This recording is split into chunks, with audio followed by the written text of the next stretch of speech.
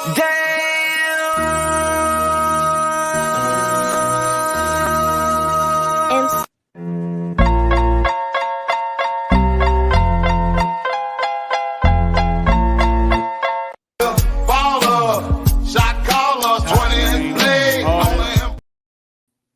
Yo, what is going on, everybody? Welcome to episode 105 of Miami Dolphins content. Your boy Bleezy, your boy CT in the building. Tonight's episode, the free agency slowdown and draft talk heats up. Man, we got Brian Thomas Jr., Chris Greer can learn a thing or two, and new kickoffs. What's going on for those of y'all watching on Twitter and Twitch and all that? Come on over to YouTube, smash that like button, hit the subscribe, waddle on that notification bell. No, we're here every Monday at 8:30. We do impromptu shows like this throughout the week. So make sure to hit that notification bell every time we go live. What is up, Bleezy? What's up, my brother? We just upgraded on Twitch, so we're about to blow up over there to add to the audience. Welcome everybody over there on Twitch. You know, go ahead and jump in and get you a chunk of this. And hey, man, we're kicking it tonight. You know, it's the off season, kind of in between free agency, draft. We're getting in the groove. We're feeling it. You know what I'm saying? Hell yeah, man. So we got to start off with the one that we spent like 2 hours talking about and arguing about last show. Well, they went ahead and changed the kickoff rules, so it shall get interesting. It shall get interesting. Hey, you know, the more I've been thinking about it, we even did a short on it yesterday. It's going to work in our favor, bro. All these rules, the hip drop tackle, the kickoff, all this stuff's going to work in our favor. If it favors any team, it favors the Miami Dolphins. I mean, yeah, to a large degree, especially the kickoff situation. And the more I've thought about it, you know, because I was along with you and many other people, I thought they'd table it for the year. I did not think they were going to approve it this year, but they did. And the more I think about it, you know, if you don't have a bunch of guys trying to run downfield, it really changes your roster complexion, because now you don't have to keep that extra wide receiver as a gunner, because there are no gunners. There are no gunners anymore. Ooh. And wow. So you think about how now you can add in that extra fast guy. You can add in an extra bigger guy to, you know, well, to block per se in the return game. On the block side, on both sides. You know, yeah, but I was saying, you know, on defensively, but as well as offensively too. You think about it, you know, the complexion of the roster and the fact that now I don't have to keep a core special teams wide receiver. I can pick up a linebacker to play, you know, special teams, or even, you know, add a depth piece, or you can fucking draft or find another speedy wide receiver and use that spot on your roster to carry more depth in the wide receiver room, which goes into our segue to our next topic is we got Brian Thomas Jr., 6'3", ran a 4.32. We're trending high on Brian Thomas Jr. I don't know if he's going to be available for us, but MCJB in the building. Come on, yes, up sir. Here, but 6'3", the guy ran a 4.34 like it was nothing, man. Glided through it. We did a short on it today. Check out our channel on the short that we did today. Canes, what's up, my brother? What's up, dude? But we did a short on Brian Thomas Jr. He's 6'3", ran a 4.34 like it was nothing. This guy is going to be a great receiver in the NFL. And I was talking to CT backstage. I was saying that could be a great backup plan for Waddle or Tyreek if we lose them on the backside, we got a big time receiver. These receivers are not a dime a dozen. Especially when you combine 6'3" with 4'3" speed.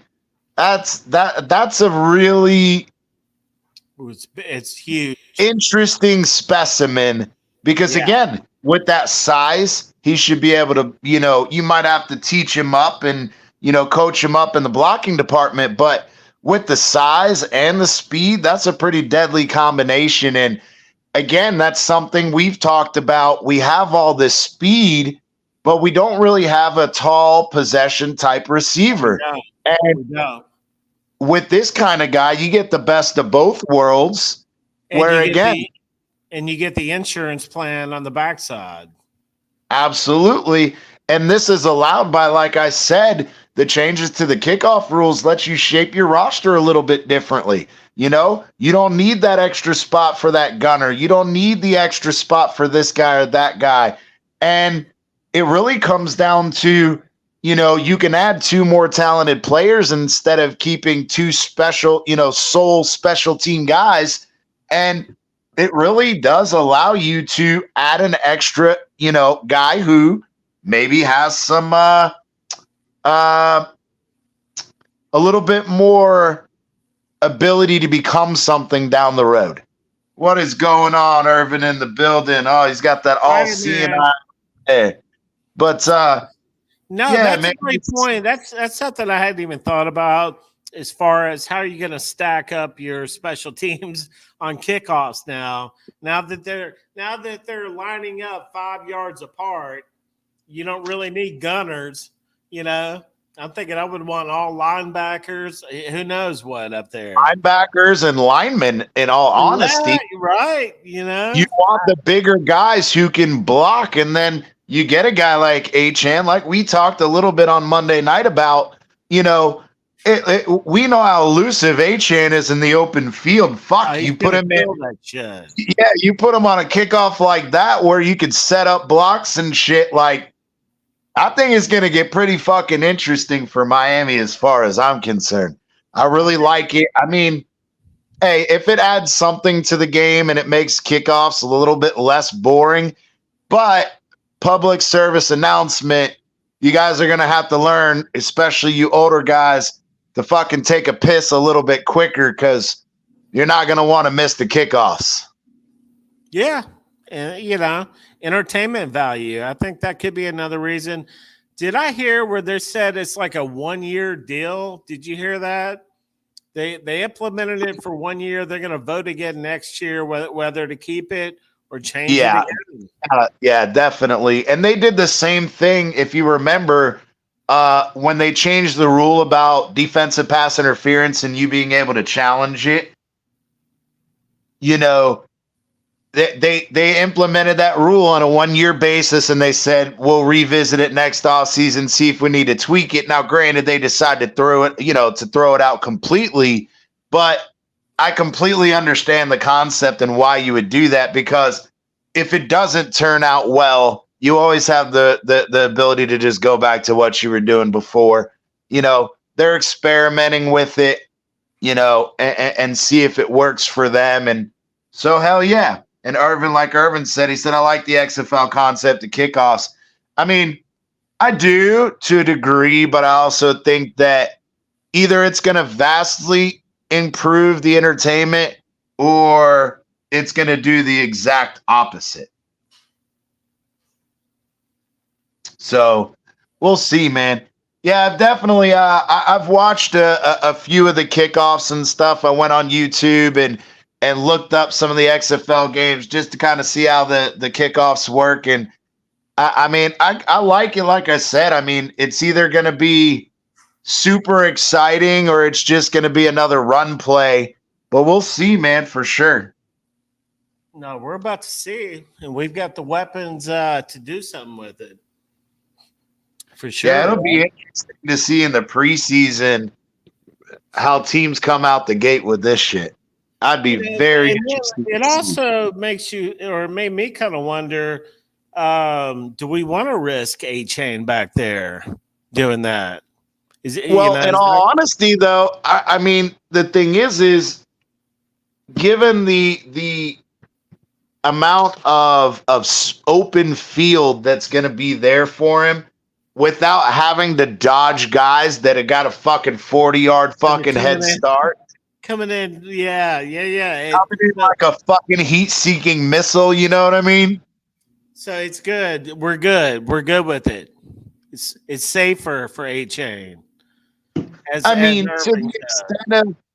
the extent possible. I mean, you can still make the same argument. Say a safety is 20 yards behind the line of scrimmage, and he starts, blitzing and running up to the line as the fucking, as the quarterback's about to hike the ball. If he gets a 20-yard head start and he's coming in, hot and trying to catch fucking, him in the backfield, it's an extra 20 yards, but who in the fuck is running 40 fucking yards full speed?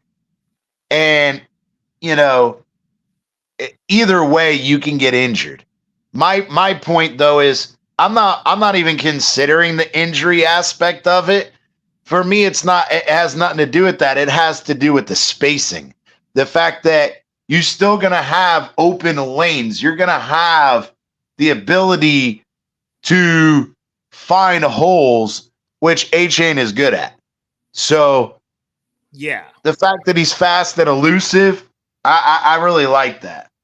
Yeah, I agree that the fair catches and the kneel downs in the last, 2 or 3 years has been fucking annoying as shit. But it's kind of like that. All right, well, I got 3 or 4 minutes to go take a piss, grab a beer, go grab a sandwich. You know what I mean? But yeah, you might have to cut your fucking TV time out a little bit short.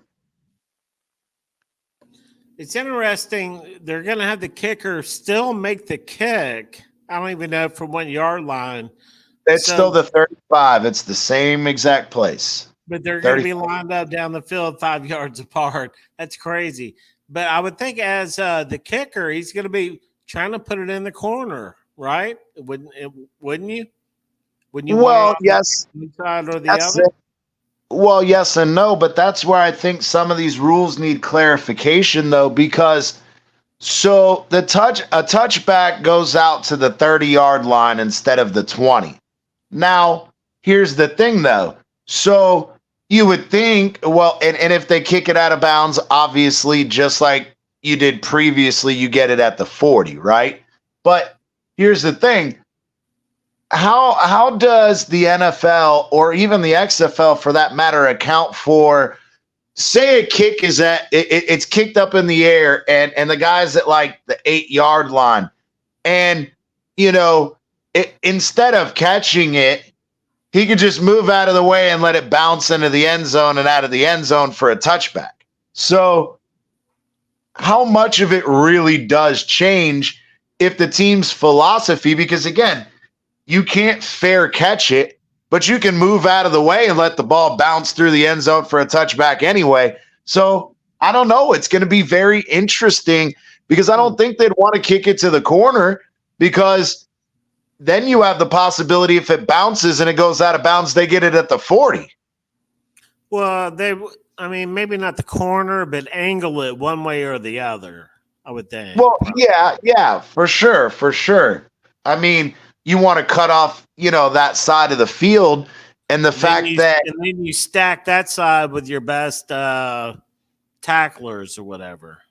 Yeah, because it would make sense. You would think that it's a whole different ball game, and we got Crossman running the show, guys. Yeah, I know, the one that couldn't even fucking handle touchbacks and shit, and now we think he's magically going to fucking be prepared for this.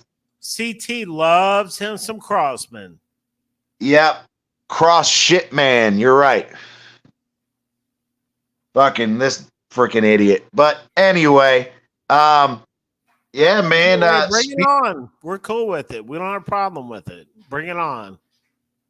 Okay, you don't have a problem with it. I do. But anyway, speaking of learning a things or two with the Crossman situation, did you check out, did you hear the interview with Jim Harbaugh at the owners' meeting?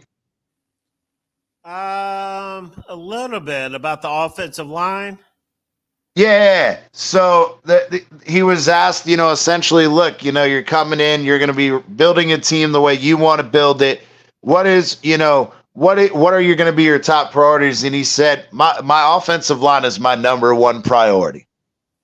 And I thought that was very interesting. And then he goes on to say that, having an average offensive line isn't the same thing as having a good or great offensive line. And it allows you the ability to do way more things schematically when you have a good or great offensive line. And I thought that was a very interesting comment.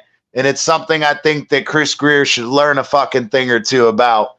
Instead of piecing this shit together every year, you might want to actually put together a solid offensive line. And another thing that he talked about was his coaching staff, getting in the right teachers and the right people to teach his scheme.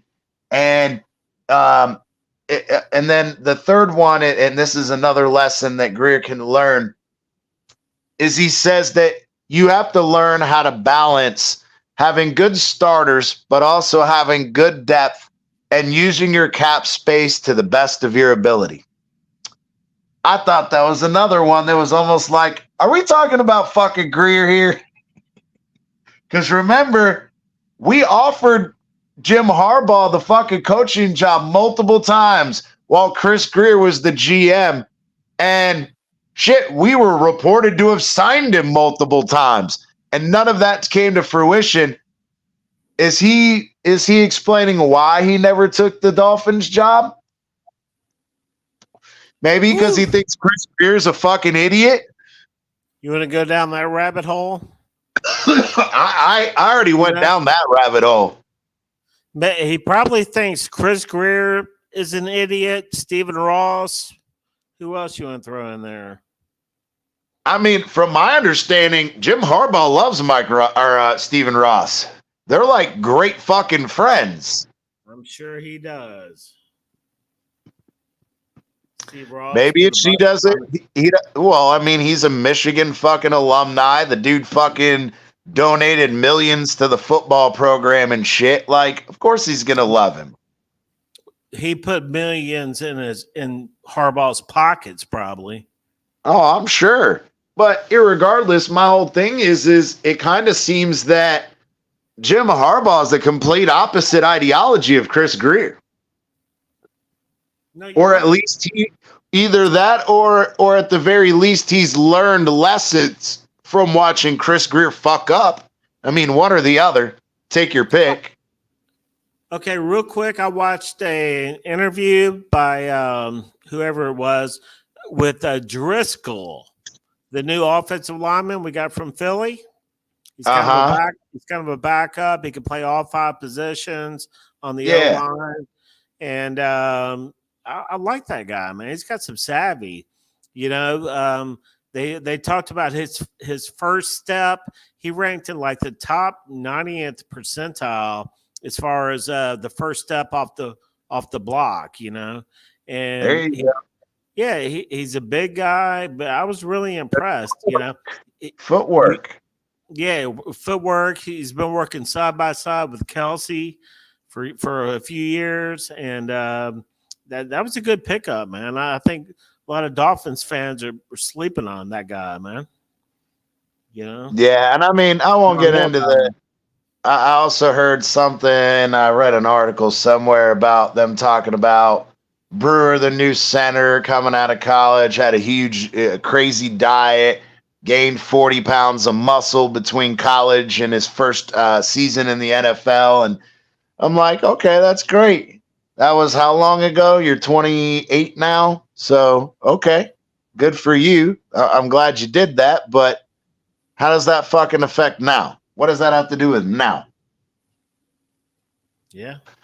Some of this reporting, and I know it's the off season, and I think that's really what it comes down to is, people got nothing better to talk about. It's like about a fucking diet he did like 7 years ago. Like, No, I wow, mean, that's crazy. we're at that point, but I don't know. You know, we're trying to build a roster right now. Absolutely. And like I said, the defense shaped out quite a bit. We have the additions to the offensive line. We brought back Isaiah Wynn. I really do think it's going to be Armstead, Wynn, Brewer, and what's his name? The guy that just came in. What you were just talking about, the backup guy. Driscoll. I think it's going to be between Eichenberg, Robert Jones, and Driscoll, who's going to start at right guard. And a lot of people are saying Robert Jones has got a right guard locked down. Well, we're about to fucking find out because him, Eichenberg, and this new guy are going to be fighting it out for sure. And I like that. I like that, though. A lot of people are saying Robert Jones has got that damn right guard locked down. Well, the thing is he played left guard and right guard. I thought he played better at left guard when Armstead was in. When Armstead went out, him and Eichenberg on the inside and their lack of ability to communicate with one another was fucking terrible. But I don't know, man. This is the good thing to have, though. I really think that you brought Isaiah Wynn back for a reason, and I think him and Armstead are going to be your left side. It's whoever's left, battle it out. And I like that. I like that philosophy. Let them battle it out. Iron sharpens iron. You want this spot, you better fucking play for it. And you got an experienced backup guy who played next to fucking Kelsey. You got Robert Jones, who played pretty well in his first year with us, not so much last year, but he was also moving back and forth, and we had a plethora of injuries. But come on, I would much rather let those three fight it out than be stuck with Eichenberg. So I'll take it. Yeah. And it kind of makes you wonder that do we really need to go offensive line with that first pick? See, I think I would if the right guy is there, but I'm not going to be reaching for anybody. I think that am I thrilled with even the backup possibly being Eichenberg at center? No, I'm not. But again, if Powers is there or that Fontulu guy that can play guard and then tackle eventually, like if they're there at 21, I think I'd jump on it.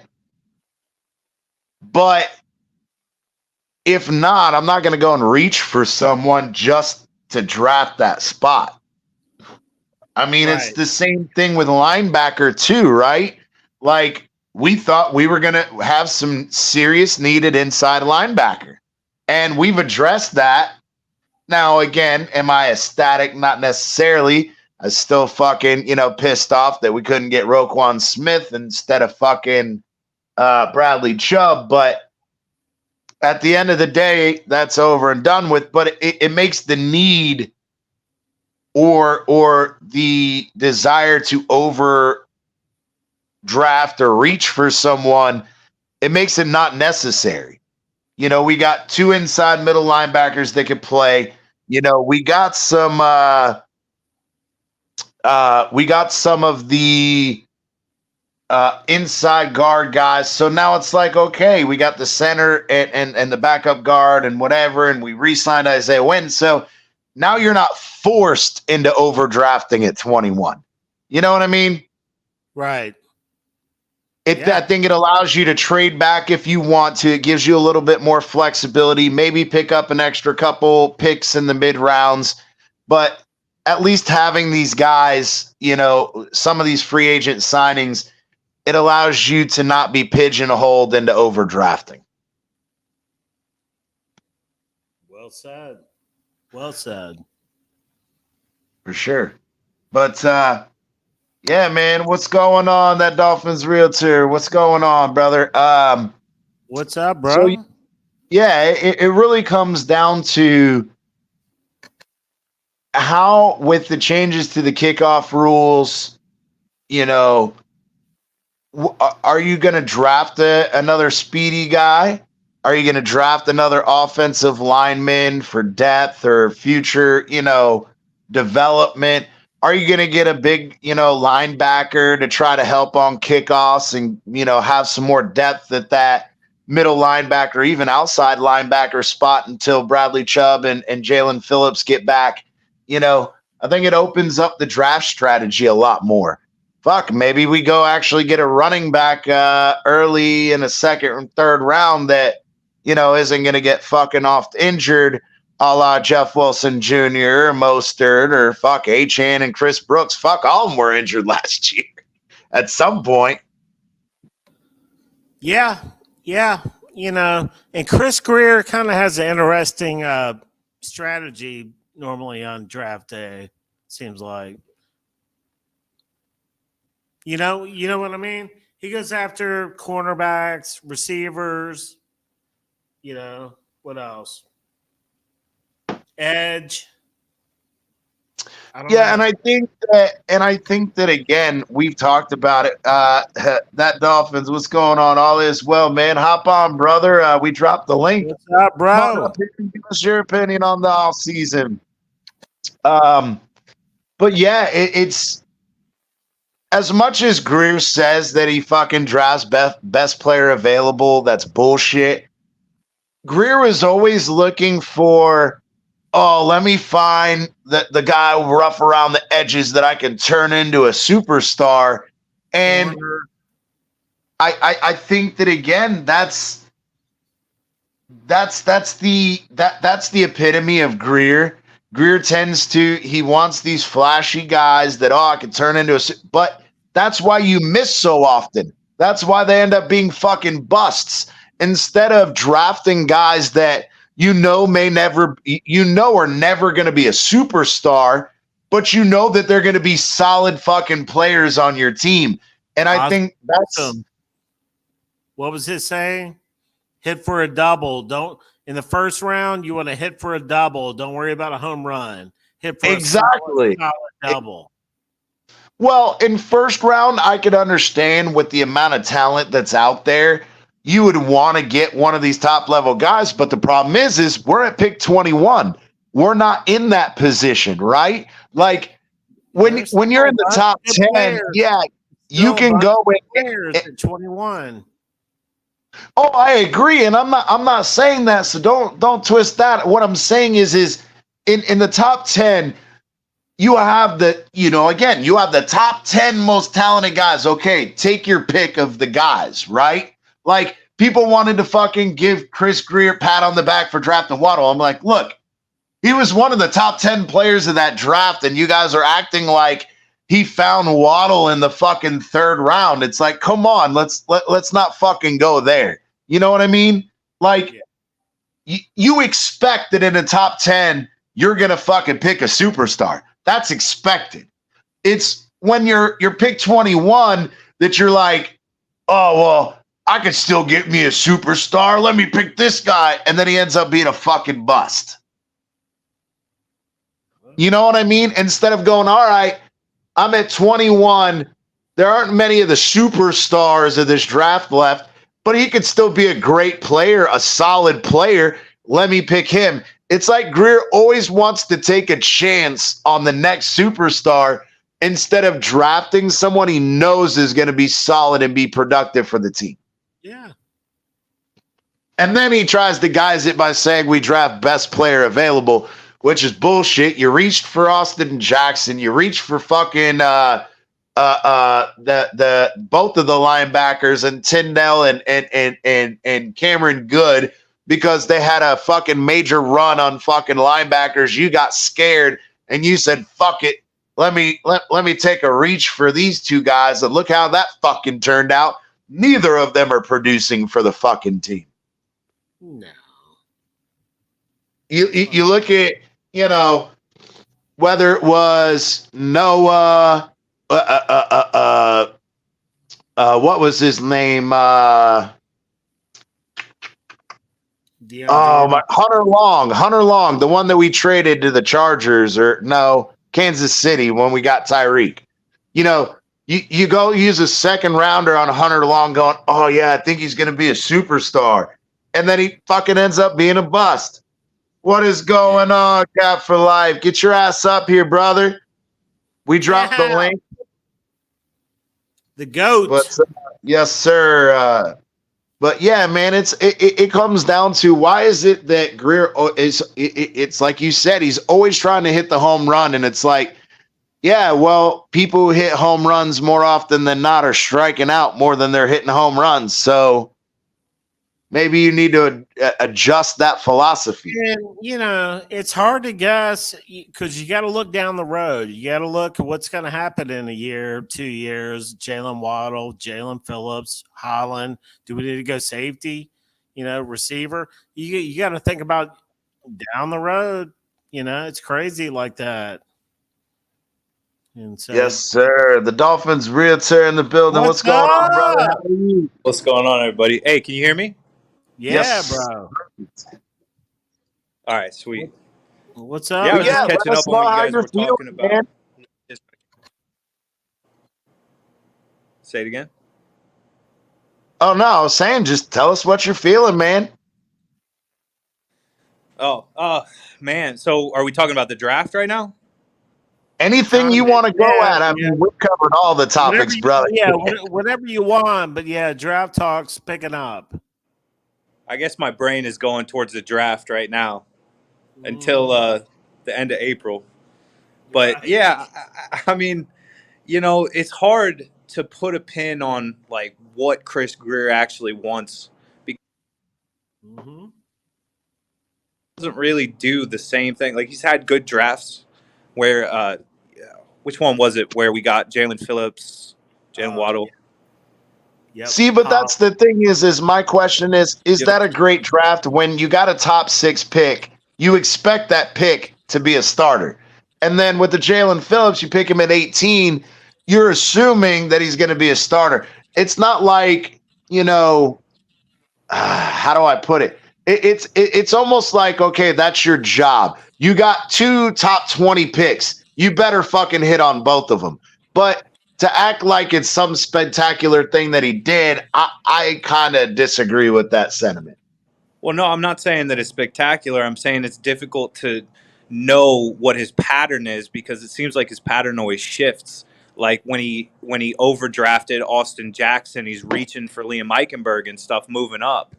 And, you know, he misses on Creed Humphreys, right? He misses on studs that everybody's saying that they're studs, except for Chris Greer. He just thinks that this isn't a stud. He's going to go for Liam Eichenberg, you know? Or he took Cam Smith because he fell. We didn't really need a cornerback. I mean, maybe now, but it's tough to know because I don't know if he really has a pattern. And he doesn't as far as what he goes after, but we were saying the pattern that we were talking about is it just seems like he's always going for the superstar is, oh, well, I know this guy could be a solid guy, a great guy, a starter for us and whatever, but then he's like you said, it's, oh, you know, Creed Humphreys, he's going to be a solid guy for us. Oh, let me see if Eichenberg's going to be a fucking superstar. And then he's a bust, and look at what you're left with. Yeah. And it's the same thing when we talked about even in the Eichenberg situation, even if we did move up, you moved up for Eichenberg when you could have moved up, and if you're gonna use that value to move up, why not fucking take a more important position of need and something with a guy who's more of a sure thing? For example, there were multiple linebackers that were on the board at that time that were they top tier guys, like, you know, superstars? No, but they've been fucking solid fucking players for their teams the last 3 years. And here we are. I We remember moved Greer. fucking Eichenberg from tackle to guard to center, back to guard, back to center. Well, I mean, Like, maybe give him a little bit of credit for doing that at this point, even though Eichenberg has been not very good. But the past year, I mean, did we not need him? And he was a soldier, man. He played through a lot of heartache. But I think he'd be better at right guard. I don't think that he was comfortable at center. no, exactly, yeah. and that's what we were saying earlier. And I want your opinion on this. And I don't know if you've thought about it this way, but when I was sitting down and I was thinking about them changing the kickoff rules, we had a huge debate about it on Monday. And I was like, it's interesting that no longer do you need gunners. So because of the rule changes, yeah, and I was thinking, I'm like, you don't need gunners anymore. So now you can add 2 more wide receivers, speedy wide receivers, or maybe you add a wide receiver and another linebacker, or maybe you get that extra offensive lineman, to add to the depth. Like, it changes that way. And on top of it, like you were just talking about, I like the idea of not having to draft for need, because we picked up inside linebackers. We picked up a couple offensive linemen. We re-signed Isaiah Wynn. But I like the idea of having Robert Jones, Liam Eichenberg, and what was his name again? Bleezy? Fuck. Driscoll. So you've got 3 veteran guys. Let them all battle it out for right guard. Now, I think that Robert Jones was better at left guard when he was next to Teron Armstead, and fuck, everybody would be. But when Armstead was out, the communication between Robert Jones and Liam Eichenberg was terrible. We were getting beaten on stunts. We were getting beat off double teams. People were left wide open. And so I'm thinking, okay, if Robert Jones is more geared toward left guard, you still give him a shot at right guard, but when he played at right guard, he was fucking bad. Yeah. TDR, do you have a lean as far as which way you want to go with that first pick?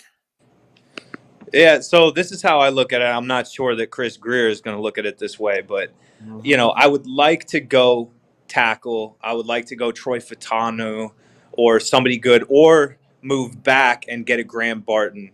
But the thing about it is, I can 100% see that if Leatu Latu or Brian Thomas Jr. is there, so a stud, Jared Verse, I don't know how we pass on that guy. Big tackle. Yeah, I agree. Or Johnny Newton would be a great pick. Yeah, and I also said, I mean, not that JPC or CP or whatever is fucking Austin Powers, fucking the spy who shagged me guy. And that's what we were saying a little earlier is, with the additions on the O-line and the linebacker, now we're not in a position where we have to overdraft. Now it's okay if a center or a tackle or I was saying that Fontalulu guy or whatever you were, I don't know how to say his name, but the one that's he's going to be a tackle, but you can play him inside at guard and then put him at tackle once Armstead leaves, a la Tunsil with Brandon Albert. He's a stud. They were concerned about his arm length, and then he measured at 34.5. Who? Yeah. I mean, and like I said, back it up. What's going on? Back it up in the building. But yeah, the thing was though is, okay, if one of those guys falls to you, whether it's the spy who shags me, Fontalulu or whoever, like if one of these guys falls to you, then absolutely there's no need to trade back. Pick them. But the thing is okay, if they're not there, like you said, don't overreach for someone. Just trade back. Get another pick or 2. That allows you to maybe pick up an offensive lineman in the second round. Go maybe a running back that can stay fucking healthy, because every fucking running back on our roster got injured. Mostert, Jeff Wilson Jr., Ahmed, Chris Brooks, and freaking A-Chain all got fucking injured. Mm. So, well, especially if we're going to be putting them back on that new kickoff deal, there's going to be more injuries. I guess it depends. You're going to get a lot of injuries when you're asking these guys to bounce outside every time. That's going to be a lot on the knees. I mean, we need to get an interior line going so that we can actually have an inside run. Yep.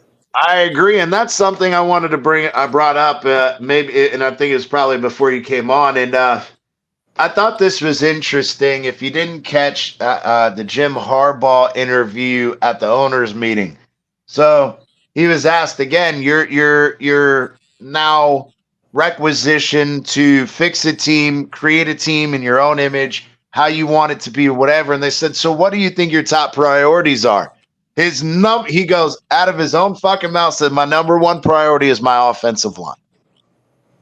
And so they followed up and they said, "Well, why do you think that is?" And he said, "Because there's a difference between a good offensive line and a great offensive line.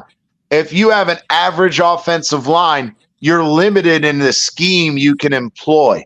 But if I have a great offensive line, I'm not limited in any way. I can do whatever the fuck I want. Whether I want to change my scheme week to week or year to year, I have the ability to do it because I know that this line is going to hold up and they can do anything I'm asking them to do." And I think it's a fucking lesson that Chris Grier needs to learn. And another thing that Harbaugh talked about was, he said, you have to know how to balance your draft capital and your cap space, and use your cap space to the best of your ability and supplement through free agency, but build your team through the draft. And I'm like, damn, is he calling out Chris Grier here by himself? Because we all forget, though, you laugh, but he was supposedly hired by Stephen Ross twice. Granted, the reports were wrong, but the thing is why did he decide to stay at Michigan and not come to the Dolphins, even though Ross was offering him a shit ton of money? Is it because he thought Chris Grier was a fucking idiot? Because it seems that all of his philosophies are completely contrary to Chris Grier. And we know Stephen Ross wasn't the issue. They were all buddy-buddy. They love each other. Freaking Stephen Ross was lining his pockets at Michigan with donations left and right. Harbaugh's a West Coast guy, though. I think that does have something to do with it, man. For real. That's bullshit, because so is Mike McDaniel. Mike McDaniel runs the same shit. No, what does that have anything? No. I'm talking about like where he likes to live. Harbaugh coached at Stanford, at San Fran. He wants to be out west. McDaniel's trying to get a head coaching job. He doesn't give a fuck. Yeah, but who's to say that again? If Ross is offering him enough money and he thinks that he can be successful, do you think he gives? I would rather fucking live in Florida than fucking California. Well, maybe he. Well, and we don't know 100% if the guy, was asked for the position and he just refused it. We know. We got a realtor up here. Yeah, and that's true.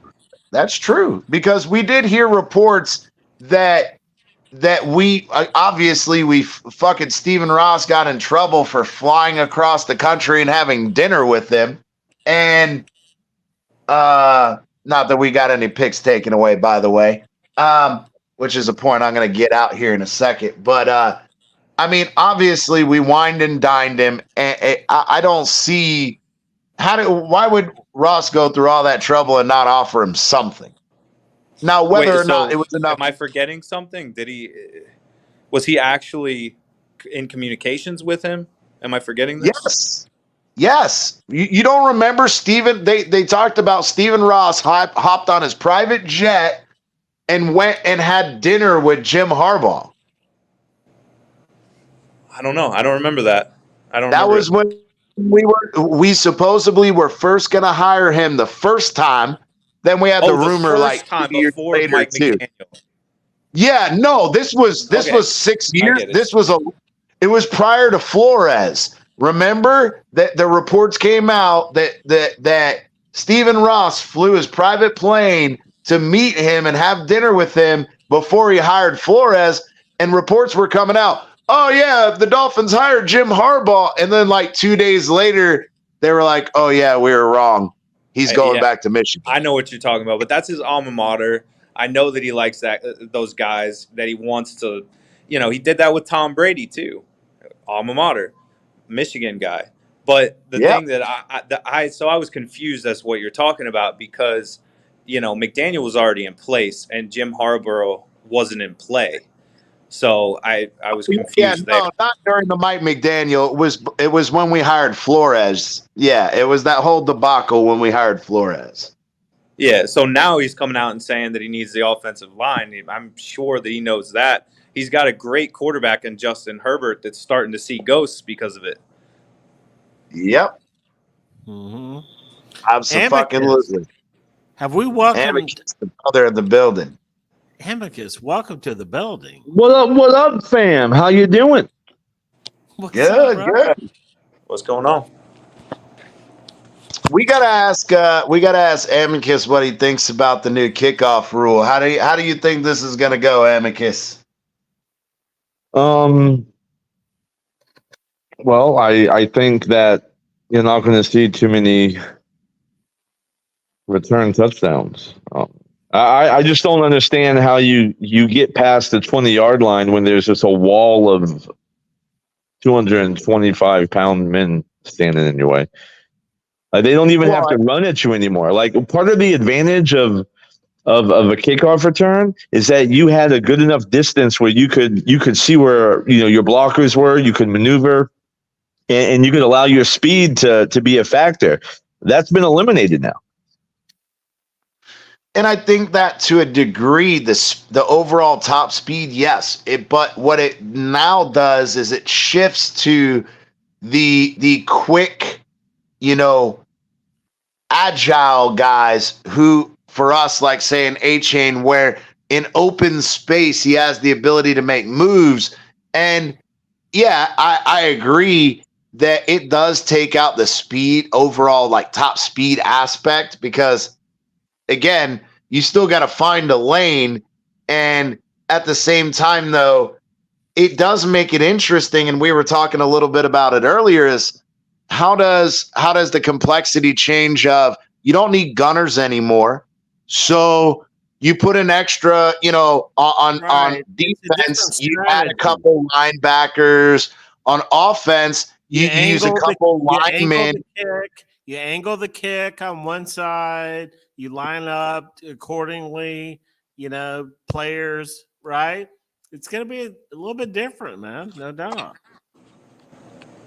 I don't know. I mean, is it the exact same thing that the XFL was doing, or is it a little different? Because if it's just it's different. There's something different about it. I don't know what.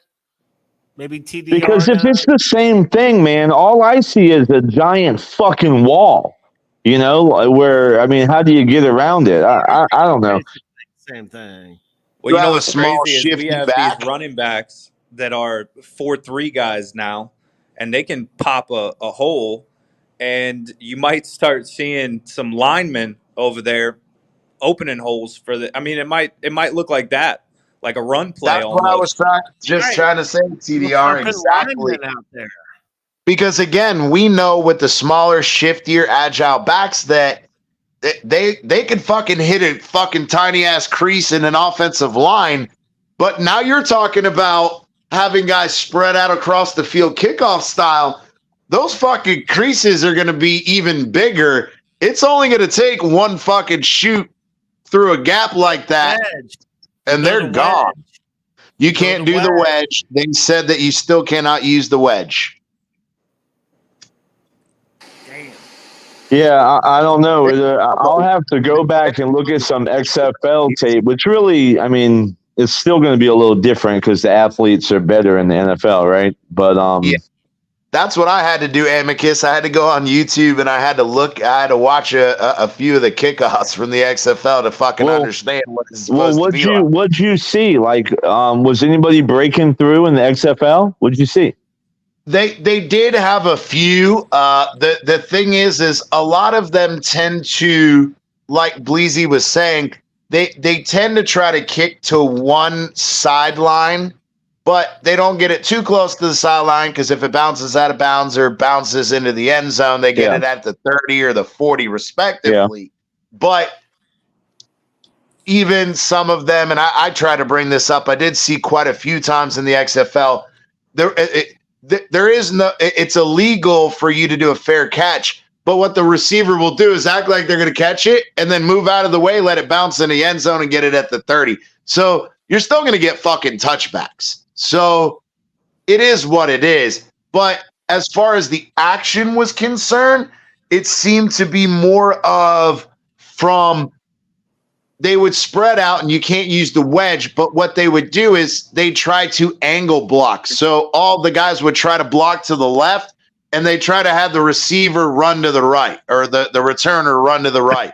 And then there were other times where they would try to block to make outward. They would angle outward from the middle and try to create a huge gap in the middle so that they were hoping their receiver returner would be able to make one or two guys miss because you got one guy in the middle, but you got obviously the kicker running down. But their philosophy was, okay, let's open up the middle and try to give him as much space as possible for him to make some moves. But in all honesty, I really think that it's not going to be any different in the overall amount of touchdowns scored, but it's just going to make it more entertaining in the fact that they got to actually return it. But I don't think there's going to be a major jump in touchdowns and shit. True. Everybody welcome Green Rat to the building. I disagree. I think there's going to be a lot of touchdowns scored against Miami special teams, but that's not the point. Rizzo was on Pat McAfee, and he was talking like the return team. Instead of the two guys back, there's actually going to be two more, I think, back a little ways. But that's what Rizzo was saying to Pat McAfee earlier today. So, yeah, a real fucking special teams fucking coach. Right. Well, anyhow, the two are in the back. Or sorry, I didn't mean to interrupt. But the two that are in the catch zone or whatever the fuck you want to call it, from what he was kind of saying, there was going to be maybe it'll be so many across the line, then 2 and 2 or 4 and 2 in the back. That way, the two just a little bit back from the line can start to set blocks or whatever to be able to spring the guys a little bit more. But Rizzo went talked to Pat McAfee, and that'd probably be the easiest way to kind of understand, or that's what they were trying to get. So I don't know exactly what was passed, but that's what he was talking about on the Pat McAfee show today. So hey, Green Rat, what's up, man? It's now that you mentioned that whole running back thing and like the XFL and the whole wall or whatnot. I'm like remembering back to an interview Brandon Bean did a couple of days ago, and he was talking about Curtis Samuel, and then he was talking about how somebody asked him, do you know what the rule is going to be when it comes to kickoffs, and have you decided to do anything in free agency based on that rule? And he was saying how they hadn't heard anything yet. They have like an idea, but they're not really going forth with any kind of strategy until they know for sure. Well, obviously now we know for sure, but I just looking back, Curtis Samuel, because we got Curtis Samuel in free agency, right? Well, Curtis Samuel, who's a very shifty, speedy guy, very underrated wide receiver, is kind of like a hybrid. I think played a little bit of running back too. And based on that interview, now I think they may use him as a fucking return guy with the idea of him having experience playing a hybrid running back and knowing how to get through some of those holes. I mean, you may be onto something there. What they're saying is Pittsburgh, as soon as they kind of got confirmation that rule was going through, they went and signed Cordell Patterson. Yeah, exactly. Yep. See, and that's the thing is we know Green Rat. We fucking argued about it quite a bit on Monday's show. But we were all in the agreement that we really thought they were going to table that rule until next year. I thought they would want to explore that a little bit more, but holy shit, they pulled the trigger and it's going to get interesting. I'm surprised, it is bro. a 1-year rule, though. And it is. It's like the defensive pass interference review rule, which thank God that was only a year because that was a clusterfuck. But here's what I know, CT.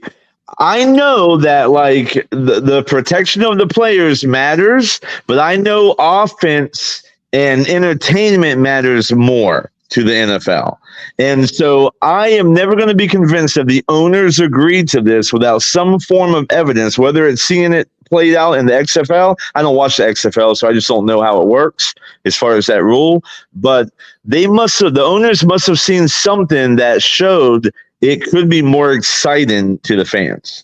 That's just my guess. The reason why is again, like I said, and I've watched a lot of fucking XFL kickoffs, and did it overly, and again, we have to take, as Green Rat would say, you got to take all the circumstances into account.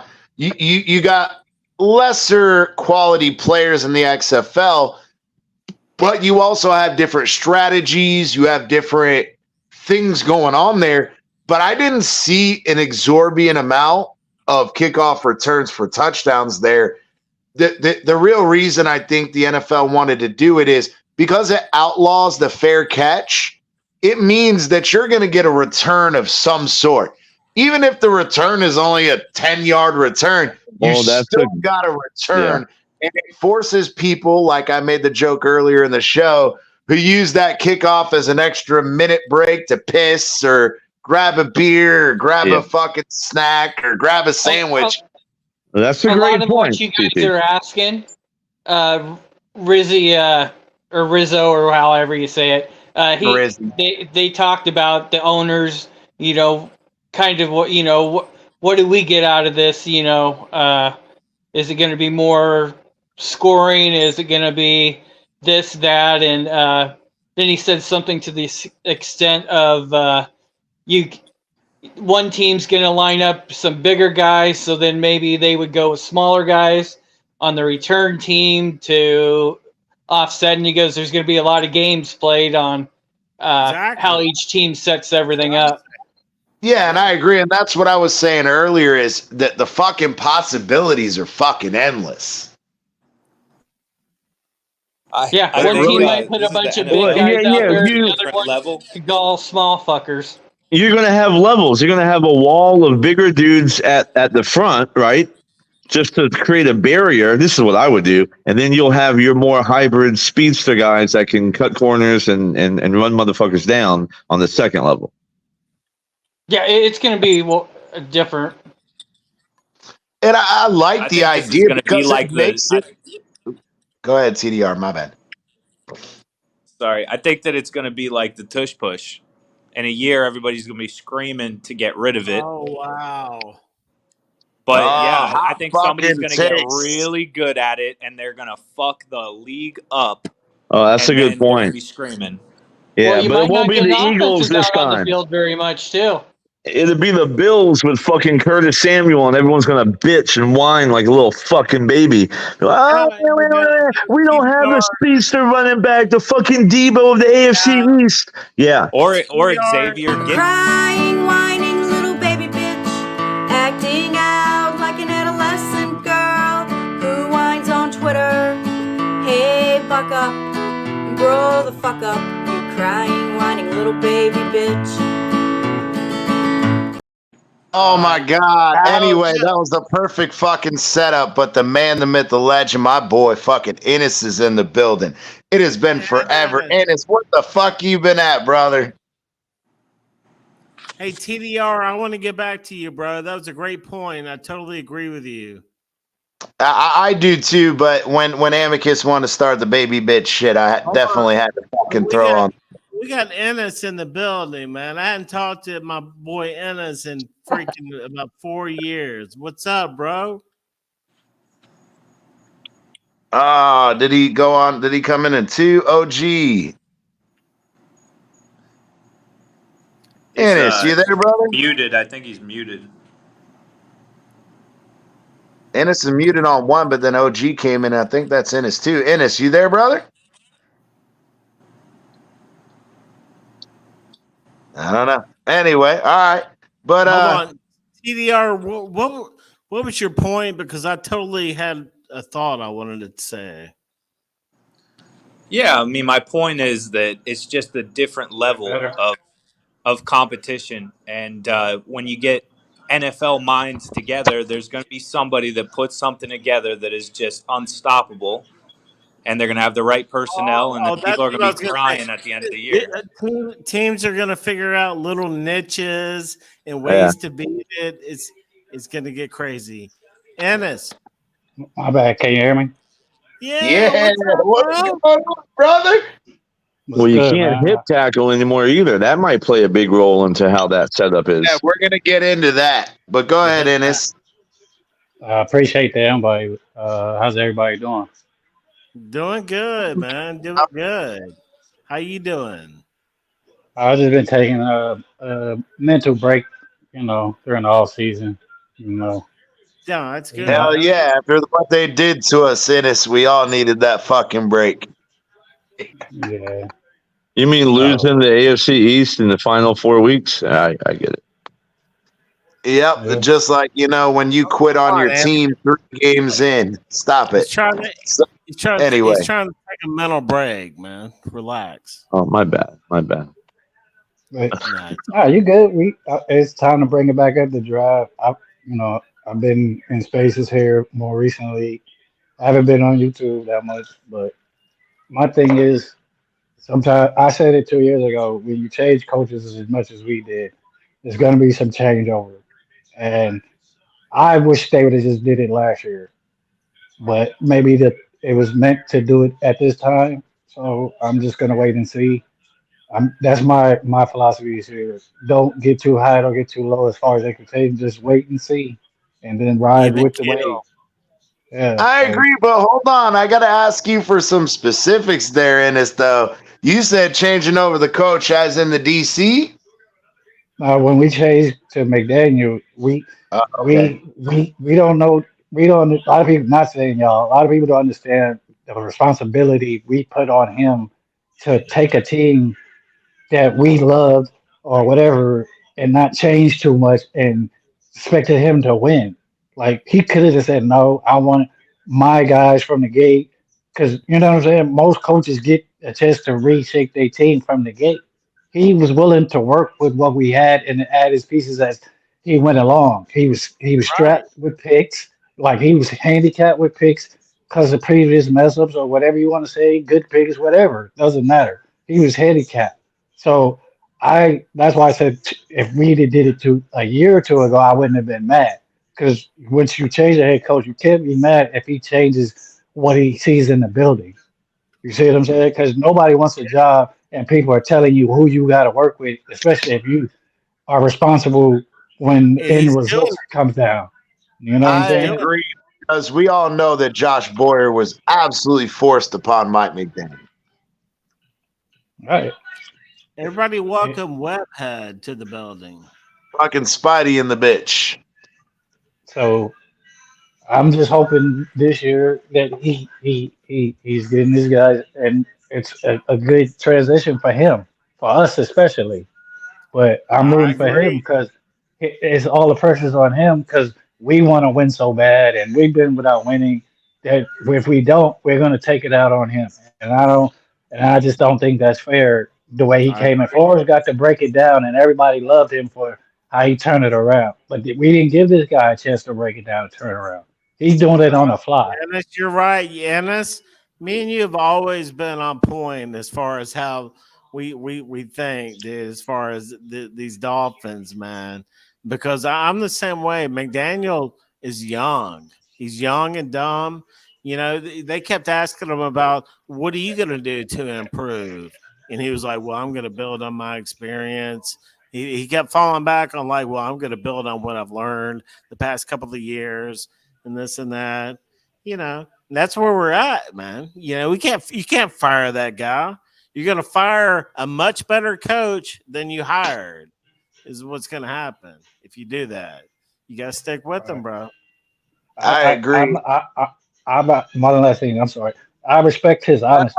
When you hire a first time head coach, I said this all over and over. We got to ride with the roller coaster, whether we like the down parts or not. It's gonna be something like Lucas and Wilkins.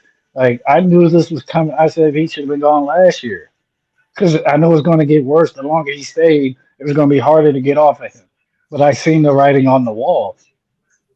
It was coming. Like when you have a transition, especially DC changing every year, like it's going to show up eventually. Did y'all Yep, see? and I Where, agree. did y'all Go ahead. see where they asked McDaniel about Wilkins, and McDaniel said that we offered Wilkins a big contract before the beginning of last year, and Wilkins turned it down. He said, "I'm going to bet on myself." He said, "I'm going to bet on myself and see how much I can make." And he bet on himself, and he won. But they were trying to do the right thing by him in what they could Yes, afford, even though it was going to handicap us certain ways of making moves. They respected his game and offered him more money, but they wasn't going to go past and beyond. Like right. I wouldn't expect them to do that for any player on the team. Like this That's is right. about the team. Especially when there Which, are to your people point out right there. there, Ooh, my bad, Bleasy. But just like you said, to the point where were you really going to pay him $27.5 million a year? And on top of that, it's not just Wilkins; it's fucking Robert Hunt too. These motherfuckers are paying him $20 million a year, bro. That is fucking ridiculous. And like I keep putting up on the fucking screen, man, what are you fucking smoking? That you really just paid Robert Hunt $200 million fucking dollars. That's crazy. which to your point, I'm trying to say, if they can hit on a blue chip edge at 21, they can move off of Bradley Chubb and clear 24 million next year, so they can actually pay Phillips. So I wonder if that's their play. Don't y'all still need a linebacker? No, Nah, we got linebackers. 4. Yeah, we fixed that hole. So, like I said, now speaking of that though, because you know the ignorant Bills fan doesn't know, but we took care of the linebacker position. Obviously, we re-signed Isaiah Wynn. We brought Ignorant Brewer. Bills fan. What do you guys think? How does that affect the draft strategy, especially like I said a little while ago, knowing that you don't have to save spots for gunners anymore? How does that affect you shaping the roster, and how does that affect you trying to draft? Obviously, you can now draft maybe a speedier guy, Michael Thomas Jr. or Chris Worthy or whoever. Like now that you don't need that extra gunner, maybe you start getting a little more speed or get into the skill player position part of it. Well, I think y'all could make a move and jump up and get one of them quarterbacks, right? Yeah, I mean, you need a good fucking quarterback. I mean, look, Can I get my take? Fuller. Boot Go his ahead. ass out. Go Ennis. Go Ennis. So with the Harry Jackson report saying that they have a veteran they talk to, they're going to talk to once they get their money June 1st. If you do that, right now we have 10 linemen, so you can go best player available instead of having to pick a guy that's not in a spot. That overpicking is the word, I guess. But you have to go edge or D line eventually with the one or two.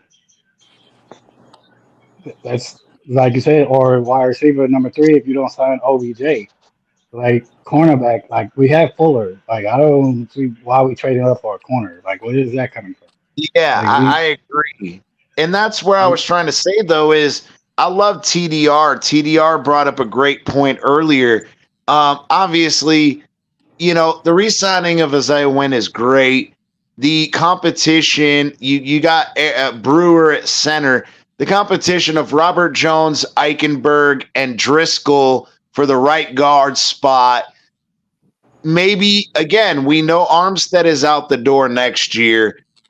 Do you go attack? But again, if there is a tackle available, or a Jackson Powers, a Spy Who Shagged Me, or whoever, like if the guy's there, draft him at 21.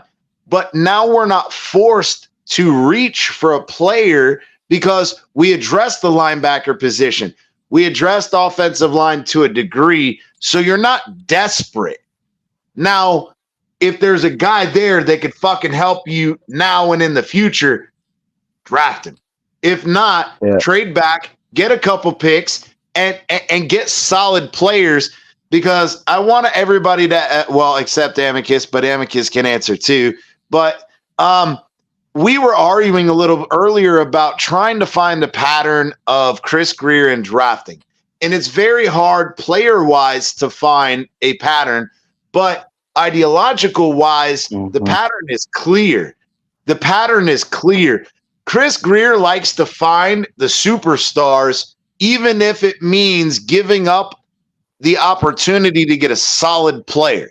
And we talked about you get overreaching for Jackson and all of that. I think the thing is not that he likes to draft superstars. Like, I mean, yeah, given the, if there's a BPA, if he's using the BPA method and there's somebody at the top of his draft board, he'll take them. But I think he's usually focused on drafting the more premium positions in the NFL. Usually, the tackle, quarterback, wide receiver, pass rusher, corner, those type of positions, right? But you can't say he goes for BPA. Oh, God. But you can't say that though, bro. He reached for Austin Jackson. He fucking traded up to get Eichenberg. So you can't say he's going for best player available. But what I'm saying is CT. But what I'm saying in the first round, right? When you're in the first round, that's what he's usually gonna look for, right? Those top 5 premium positions in football that he's gonna build his team around. You know what I mean? Regardless of whether that draft pick is bad or good, like if he's gonna see, like if he's at 21, if he's gonna take an offensive lineman, now I'm not saying that the draft is perfect. I'm not saying that, but based on his history, he's usually gonna draft a tackle. He's not gonna draft a guard or center. You know what I mean? If a guy like Fotnu falls to him at 21, he's probably gonna take that guy because he's a guy that got that flexibility. You can play inside, and then when Armstead retires next year, if he does, he can kick outside. Or a guy like Barton, if he does trade down, he has an option to trade down, but he's still in the first round. You can trade up for a guy like Barton who has that center, tackle flexibility as well, which eventually he's going to be a candidate to replace a Teron Armstead. If he sees a Brian Thomas there, he could take him. Or if it's a defensive tackle, which defensive tackles are becoming one of the more valuable positions in the NFL. He's going to take a guy like Jazir Newton. You know what I mean? He's going to get that impact guy. And it's got to be those valuable positions. And that's just based on his draft history. And I get that. But what I'm saying is there are, just like we talked about with overreaching at tackle, whether it was overreaching at linebacker with Cameron Good and Channing Tindall, he knows that there are guys out there because, like I brought up with TDR, that when we reached for Eichenberg and when we reached for Cameron Good, there were other solid offensive linemen out there, just like TDR brought up, and everybody's brought up multiple times. He is reactionary. There were guys out there that you knew were going to be solid. You knew that they were going to be, but again, you knew they were going to be starters, and they were going to be solid. Did they have superstar ability? No, you knew right off the rip they're never going to be a superstar, but they can fucking be a starter day one and play well. They can be above average and they can contribute to the team. But instead, Greer tends to try to draft by saying, oh, I could make this guy into a superstar, which leads to percentage-wise, more often than not, these motherfuckers turn into busts. Period. Yeah, but I don't remember. I don't see Chris Greer drafting busts. Like majority of his draft picks have been hits. Oh my God! Yes, they are. CT, you can't ignore that. And listen, there are so some bad Noah's draft a picks. fucking bust. Austin Jackson was a bust until this year, but everybody Yeah, but says you can't sign Austin. You can't sign Tua after one good year, but everybody thinks that Austin Jackson is the second coming of fucking what's his name? God damn it, he's on CT, it's not Webb. me. It's not so us doing again, it. they think he's the next Richmond Webb, or bro, I just it's crazy. I'm sorry, but Noah's a bust. Eichenberg's a bust. Austin Jackson was a bust. And You're gonna have your bust. Stop playing You're is a gonna bust. have your. You're gonna Hunter have your Long bust. is Dude. a fucking bust. Cameron I Good's think a you fucking need to define bust. your Jennings what you consider a bust. CT, Yeah, because a bust listen. is not a person that's still in the league that figured it out. Right. Like All you of his saying players bust like got Austin overpaid, Jackson, bro. he's not in the league. Yeah, exactly. Yeah, if they're all bust, CT, Tua is a bust. Oh my God, don't start that. But anyways, listen, I'm just gonna say, look, listen, does Greer have a weakness in the middle rounds?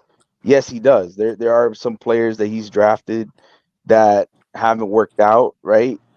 But and like I said, there's examples. Channing Tindall, there's guys like Liam Eichenberg. Of course, there's gonna be, but his strong suit is drafting in the first round, bro. He's drafted studs, Jalen Waddle, Tua, Javon Holland in the second round. And I don't care what you say, Amicus. I'm gonna squash this shit. Everybody's strong point is the first round. It's the best fucking players in college. Exactly, but hold on. He also drafts a late round. I said this earlier, Irvin, bro. He drafted Waddle at 6. He drafted Tua at what, 4? He drafted Jalen Phillips at 18. Bro, hold on. We got to go back to this Jalen Waddle. We got to go back to Jalen Waddle. He fleeced the San Francisco 49ers. He did. And still got Jalen Waddle. And he got Tyreek Hill out of that. And the thing is, like, bro, CT, if he drafts players that are consistent starters, right, that are contributors, that are solid, capable players, and a few of those draft picks are stars, that's a successful draft, right? Bro, if you draft somebody in the first round that's not a starter, you fucked up. Like we fucked up with Kaiir Elam last year, right? I mean, that's on Bean, whatever. But I mean, if you're not saying much by saying he's drafting starters in the first round. I mean, what the fuck are we talking about here? It's not even about the first round, though, Amicus. That's my point I brought up earlier. It's not about the first round. It's when you have multiple top 20 picks. It's the difference between top 20 picks and saying 21 to 31. Now, again, we haven't been in this position very often because we haven't been winning to be in this fucking position. However, now that you are in the position, you win enough that you don't have a top 10, a top 20 fucking pick. I never said that Greer doesn't know how to fleece somebody. I said, yeah, you can fleece with somebody. And who do you pick with that fleece? We don't even have to look at good picks, bro. Brandon Jones was a good pick. Robert Hunt was a good pick. Raekwon Davis before the injuries was a good pick. Hold on, Irvin. You know what I mean? He's had his good picks. Xavier Howard was a good pick.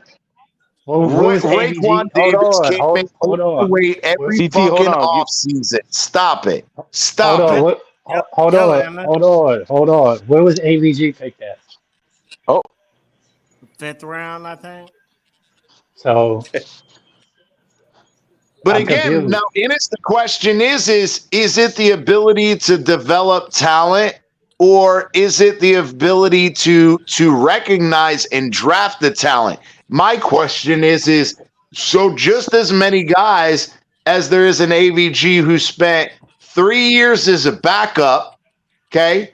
And then he came in and absolutely played well when he had to become a starter. But the problem is so if you developed him and you saw how good he was getting, then why did you go overspend on other players to put in front of him? Why not let him play, let him continue to develop and not have to pay fucking outside linebacker shit ton of money and get nothing out of them? But see how you put context to that Can I just player? You say didn't something put real that quick? context to Austin Jackson on who was developing him. You just automatically called him a bust. But he didn't have nobody to develop him. I didn't say AVG Can I was say a something real bust. quick after Bleezy? Right, but Yeah. you spoke in context about how he was developed. Bro, Who developed Austin Jackson? We had a turnstile. We had a turnstile of coaches, of offensive line coaches, and then when we got a good one, he excelled. Well, see, hold on. Welcome, Dolphin. Yeah, come on. Dolphin is here only for a second. Yeah, I'm in. You caught me as I was getting into bed, so I invited her. I said, please come in and say hi and bye. Well, stick around, Dolphin, because this conversation has surely put you to sleep. Oh my so mean. Go And we're not talking about Josh Allen. we're just gonna do that. He wants to fucking do the fucking bullshit. But anyway, you've been killing it. Hey, you much love. You know we have nothing but love and respect for you. We're loving what you're doing out there. My tits. It's fine. I'm showing my tits. You can say it. It's okay. I mean, I'm not worried. I'm not worried about that. You know. Well, I'll have anyway. better content once football season starts.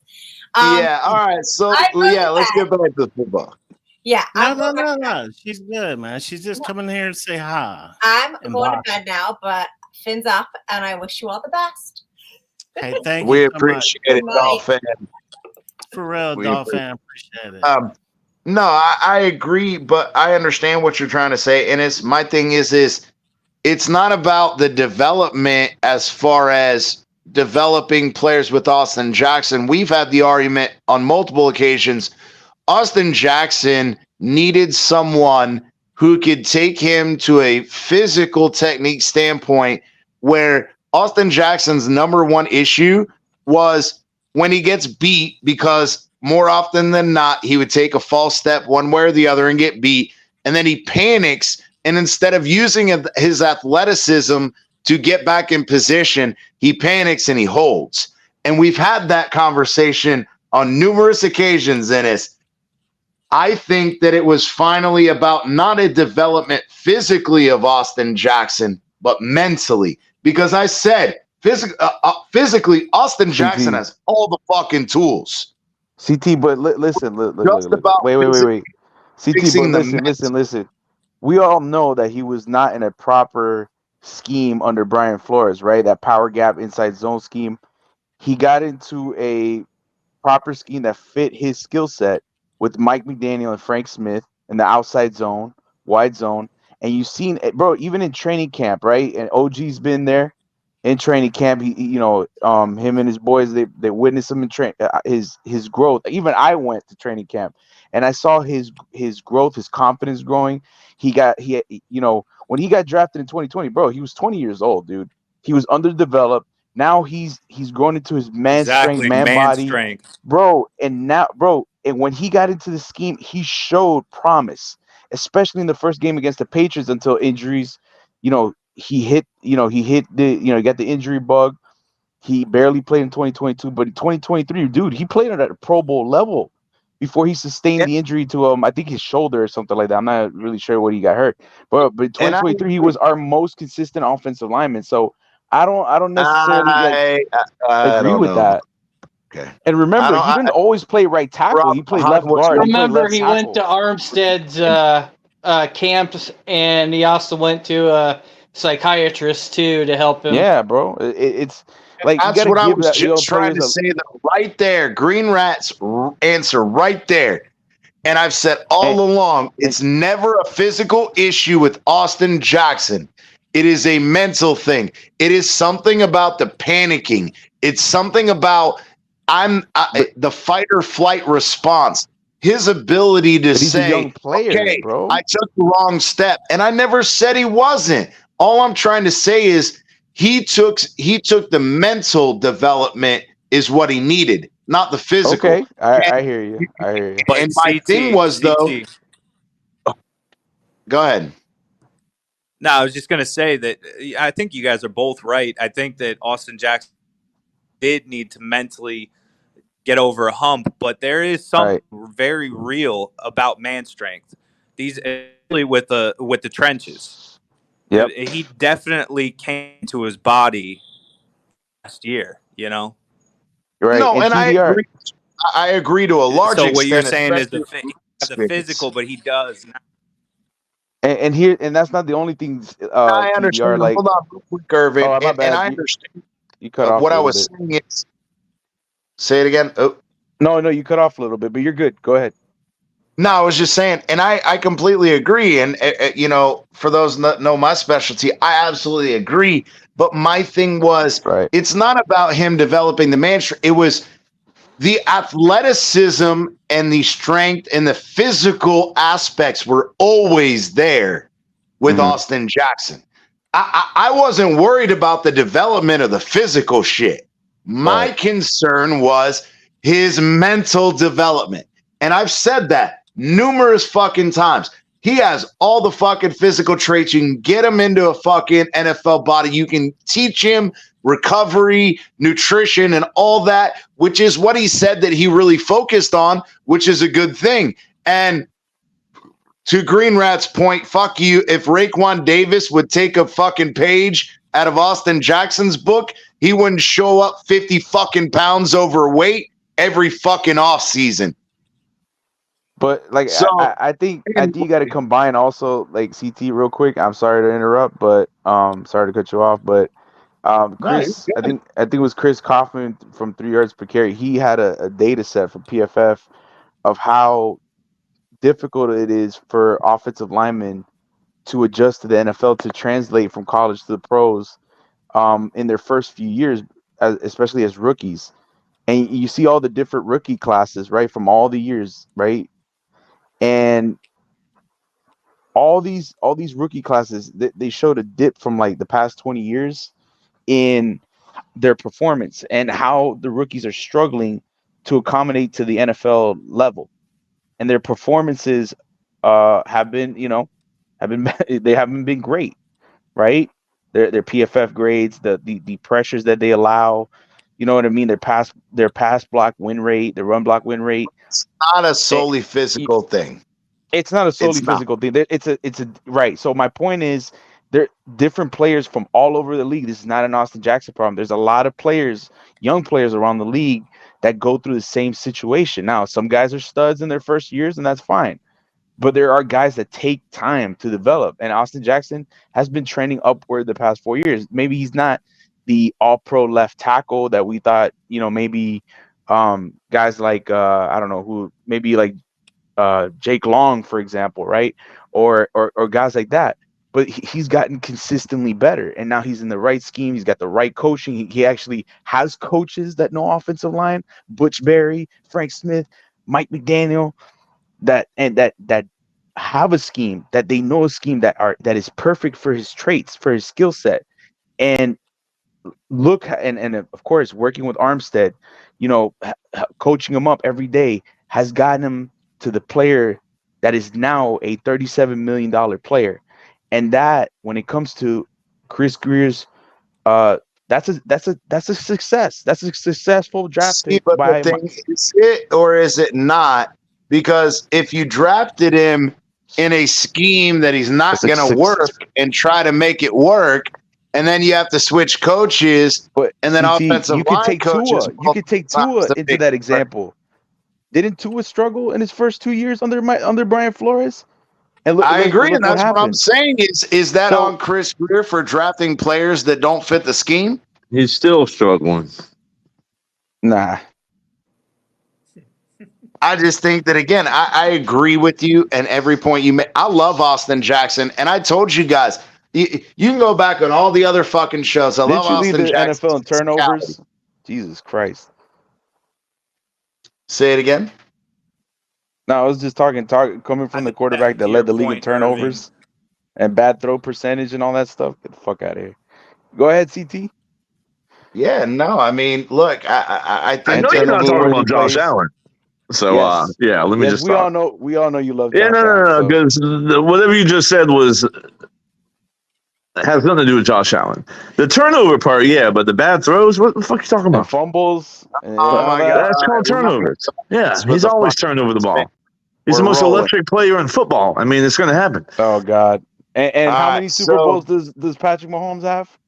All right, we're not going to do Yeah, this. let's We're not even get wasting on that. You already know. You already know. So Yeah, anyway, so You got go one ahead, guy. as You got far one as- guy. All right. So as far as the draft, Ennis, and the rest of the boys, what do you guys think? We've asked TDR and Irvin and all that. What do you guys think we should be doing early in the draft? bro, I think we should. I think I'm leaning like in the first round. I'm staying at 21. I think I'm taking defensive tackle, bro. I don't trust this whole, defensive tackle by committee and by rotating guys like Benito Jones and that Neville guy. I forget his name all the time. I don't want to have a rotation of defensive tackles, bro. Like I want to get a guy who fits a need and he's best player available, bro. The guy, he's a perfect replacement for Christian Wilkins, and I think he offers you a higher upside when it comes to pass rushing than Christian Wilkins. And bro, I saw this guy on tape. This guy's he just moves offensive linemen at will, bro. He's so disruptive, and if you want that same disruptive effect that you had with Matabike, now that you're teaming, now that you have a guy like Zach Sealer, I think that in order to maintain that thunder and lightning in the interior, I think Jizar Newton is your pick. And I think on the second round pick, I'm just gonna go 2 rounds right now because I don't want to go on a tangent. I think your second round, that's where you draft your offensive lineman, bro. And I like that guy TDR has on his Avi, bro. But if Cooper Beebe's not there, so that's I like who you want Mahogany. the Jets to pick? No, Oh, because I'm All the right, go real ahead, Dolphins Green fan Rat. here. Let him know then. Who are you going then? He said he's going to. I put it in chat. I'm going with Harrison Mevis. Who? See, you guys must not watch football. I don't know. I never heard of that. You talk. So it's my turn. Go ahead, OG. Go ahead, Ennis. Get it, Ennis. So, like I said, with the Barry report, Talking shit. they are targeted Lincoln Thompson. I already heard through the back channels, so I already know what the guard is.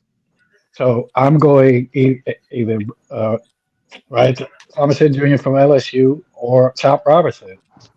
And then if I get Chop Robertson in the first, that's another one. I'm going DT the second round. Well, no matter who we draft, the D tackle's not going to play a lot of snaps. So it doesn't matter where you get him at. So if they don't get him in the first round, they get a guy later, he's still going to be a rotational guy regardless. Yeah, I would love Laiatu Latu at 21st too, bro. The best dude's a stud. Dallas Turner's going to be going with Latu or Yeah, Chop what Robinson. Brian Thomas Jr. is there? Then I'm going Brian Thomas Jr.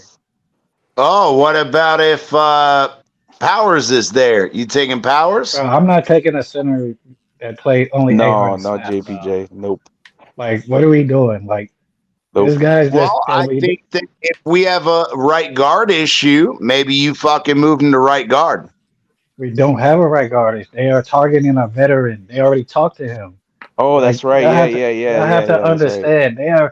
They are trying to win. They're not worried about a young guy if he's going to pan out. They're not trying to bet on that no more. They're going to go get guys that can play. Chris Greer learned something. So you think OG? So you think they're going like BPA? You think they're going for a skill position player 21? Yes, because you have Chubb and Phillips might not start.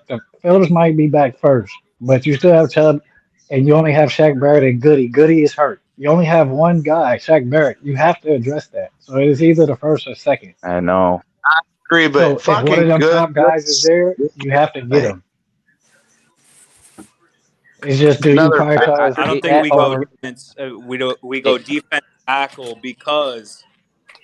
Sorry, guys. I don't think we go Go ahead, defensive brother. tackle You good? because it's so Mason Smith and Fisk. You know, McKinley and all those guys are going to be there. You know, late 2, early 3. We can trade draft cap next year. right to get back in the I think third? we go You're right. edge Like or we go Brian Thomas Jr. like that. because if you see what Weaver did with Matt Bouquet, you don't have to get one of them top guys. He's good at identifying guys that he wants. So if you can get a guy later, like he says, you get back in the third or fourth round, trade picks from next year to get back in it and grab a guy there. That's what you do. But if Blair Thomas Jr. is sitting there, I'm hearing people saying like he was better than Justin Jefferson in college. It's just that Justin Jefferson had a better quarterback. Yeah, and what I was telling Bleezy earlier is what's crazy to me is with the new kickoff rules, you can mold your roster a little better. One of the things is we've missed a possession type guy who has a big body, the ability to fucking come on, comeback routes or dig routes and stuff. And then you add in a guy like Michael Thomas Jr. that's got fucking size and speed. And Right. Bleezy brought up a great point You mean curl routes, earlier in the CT. show. Is it also gives us an alternative if he pans out to say, okay, Tyreek, if you continue to have off-field issues or salary cap constraint, whether it's Hill or Waddle, you have a replacement. So you got to think about that too. You got to think about the long term, not just about the short term. But you have to think about that with Chubb, not off the field, but this is his second major injury, and he's getting paid a lot. That's why they didn't restructure him, so they don't have to mess with that out next year. So if you can get a guy I that, understand. I'm saying, no, I'm just saying I agree with you, but it's the same applies to Chubb. Like you have to get a playmaker and an edge guy for the future now in this draft if you can, because of both of those two guys, age wise, money wise, or health or whatever. There's context to both of them. Yeah, and I agree. But what I was saying is that's where we have the flexibility to draft these guys because we brought in linebackers and that center and re-signed Isaiah Wynn. We're not desperate for O-line and linebacker. So now it allows you to kind of go out there and go, okay, what can we do to immediately strengthen the team, but also down the road give us better core players? That's why you go with the guy that I suggested. Who? Harrison Mevis. Missouri Tiger. Missouri Tiger. Okay. He's a kicker. Oh, he's a kicker. Oh my god. Fucking leave it to fucking Green Rat. That's great. Hey, that's a good point, Green Rat. Yeah. Hey, he would be valuable. He did hit a 61-yarder though last year. So would a fucking new football special teams coach, but we didn't do that. So you just wait till we start doing this kickoff stuff. We got some good shit coming up. Yeah, I bet you he can throw a football too. Yeah, I mean, I'm just saying that at this point, look, Darren Rizzi on the Pat McAfee show, that's a real fucking special teams coordinator. Nobody's asking freaking Danny Crossman to explain this shit. Why? Because he couldn't even figure out the regular fucking kickoff rules. Now you're going to add in a bunch of other crazy shit where you got to scheme shit and know what you're doing. Yeah, forget that bullshit. That's why I said we're doomed. Danny Crossman is watching this show trying to figure it out. Hey, you know what? Danny Crossman, if you're fucking watching this show, I'll let you know right now. Stop fucking picking stupid fucking people to be on your fucking special teams. If they cannot maintain gap integrity, then they don't fucking play. That's as fucking simple as it gets, you dumb fuck. And then on top of that, if they can't maintain gap integrity and they have the inability to tackle, they don't need to be playing special teams. That's about it. Oh yeah. And kick it out of fucking bounds on punts and kick it fucking in the end zone on kickoffs and just fucking live with it because you suck as a special teams coordinator.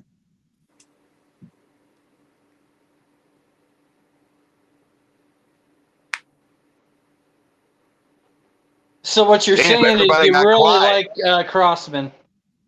I love Crossman. I love fucking small dick Crossman, like little Dick Fangio. Bro, hey, just stop it. I was gonna say, CT, like if you're in the draft, if you decide to trade down, you want to acquire more draft picks to get some, middle round, draft selections. There's good selections in the late first round. There's there's Grant Barton, guy from Duke. He played 5 games as a center, played 25 games as a tackle. He's athletic. He can get to the second level. He can pull. He's very mobile. He's got a good lateral quickness. Like, he's a good fit. He's a good selection if you want to get him. Well, why don't y'all bust out the mock draft? We're only 3 weeks away. No, I know. Man, I've been doing a bunch of mock drafts. On another show, we're not doing that.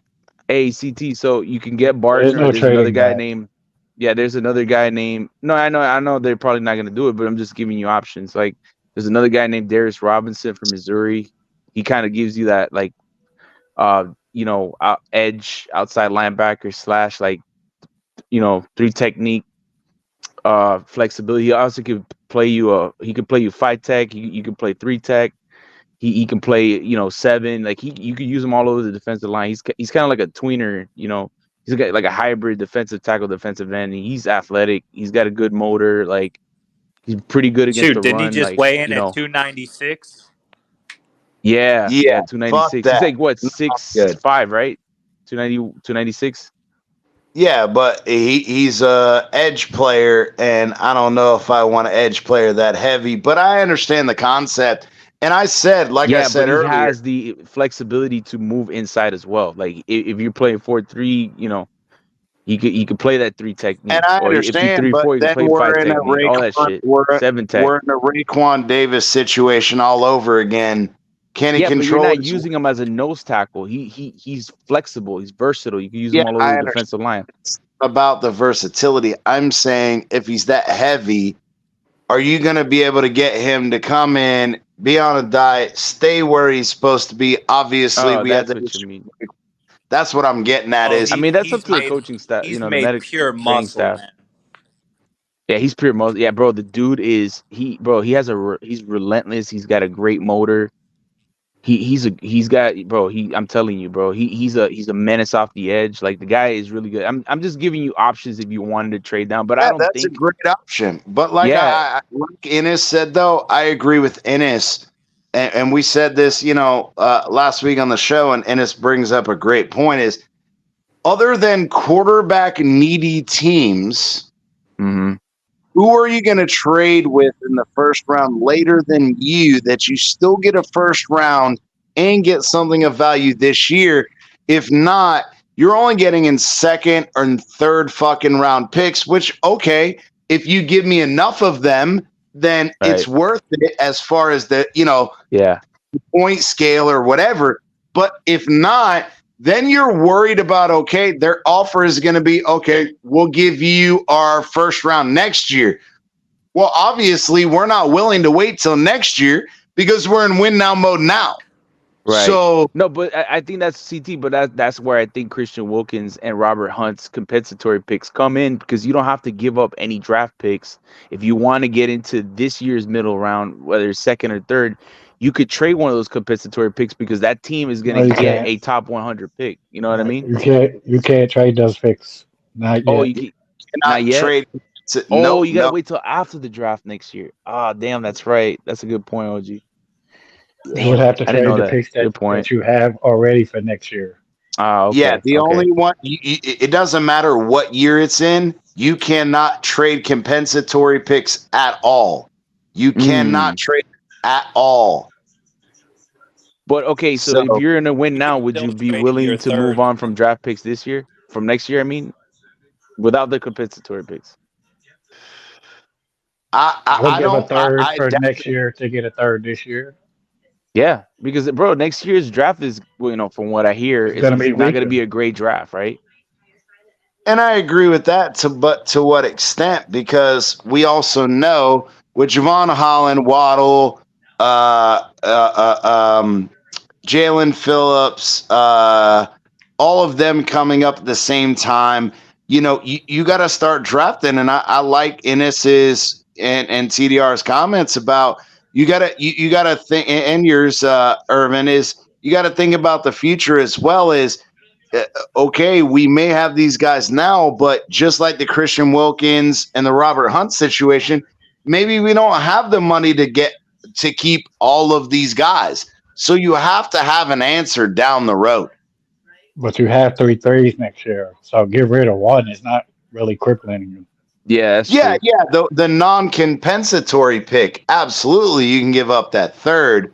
But yeah, I'm down with that. But I was more saying like, you know, people keep on talking about fuck next year's first round pick and blah blah blah, and I'm like, bro, you guys are getting so fucking ridiculous because yes, that may help you in the short term, but it doesn't help you in the long term because you have no fucking core players down the road to build a team. But we're not talking. But we're not. Remember, we're not talking about getting rid of our first two picks next year. We're talking about, you know, third or fourth, fifth round picks that we could use to trade into this year in the middle rounds. We're not looking for, you know what I mean? We're not looking to give up any of the high draft picks for next year. You know what I mean? Because we're still like Chris Greer is not going to trade those draft picks away because he still wants to be able to have flexibility to continue, you know, retooling this roster with these core draft, you know, with these core guys that you need to build your team around. You know what I mean?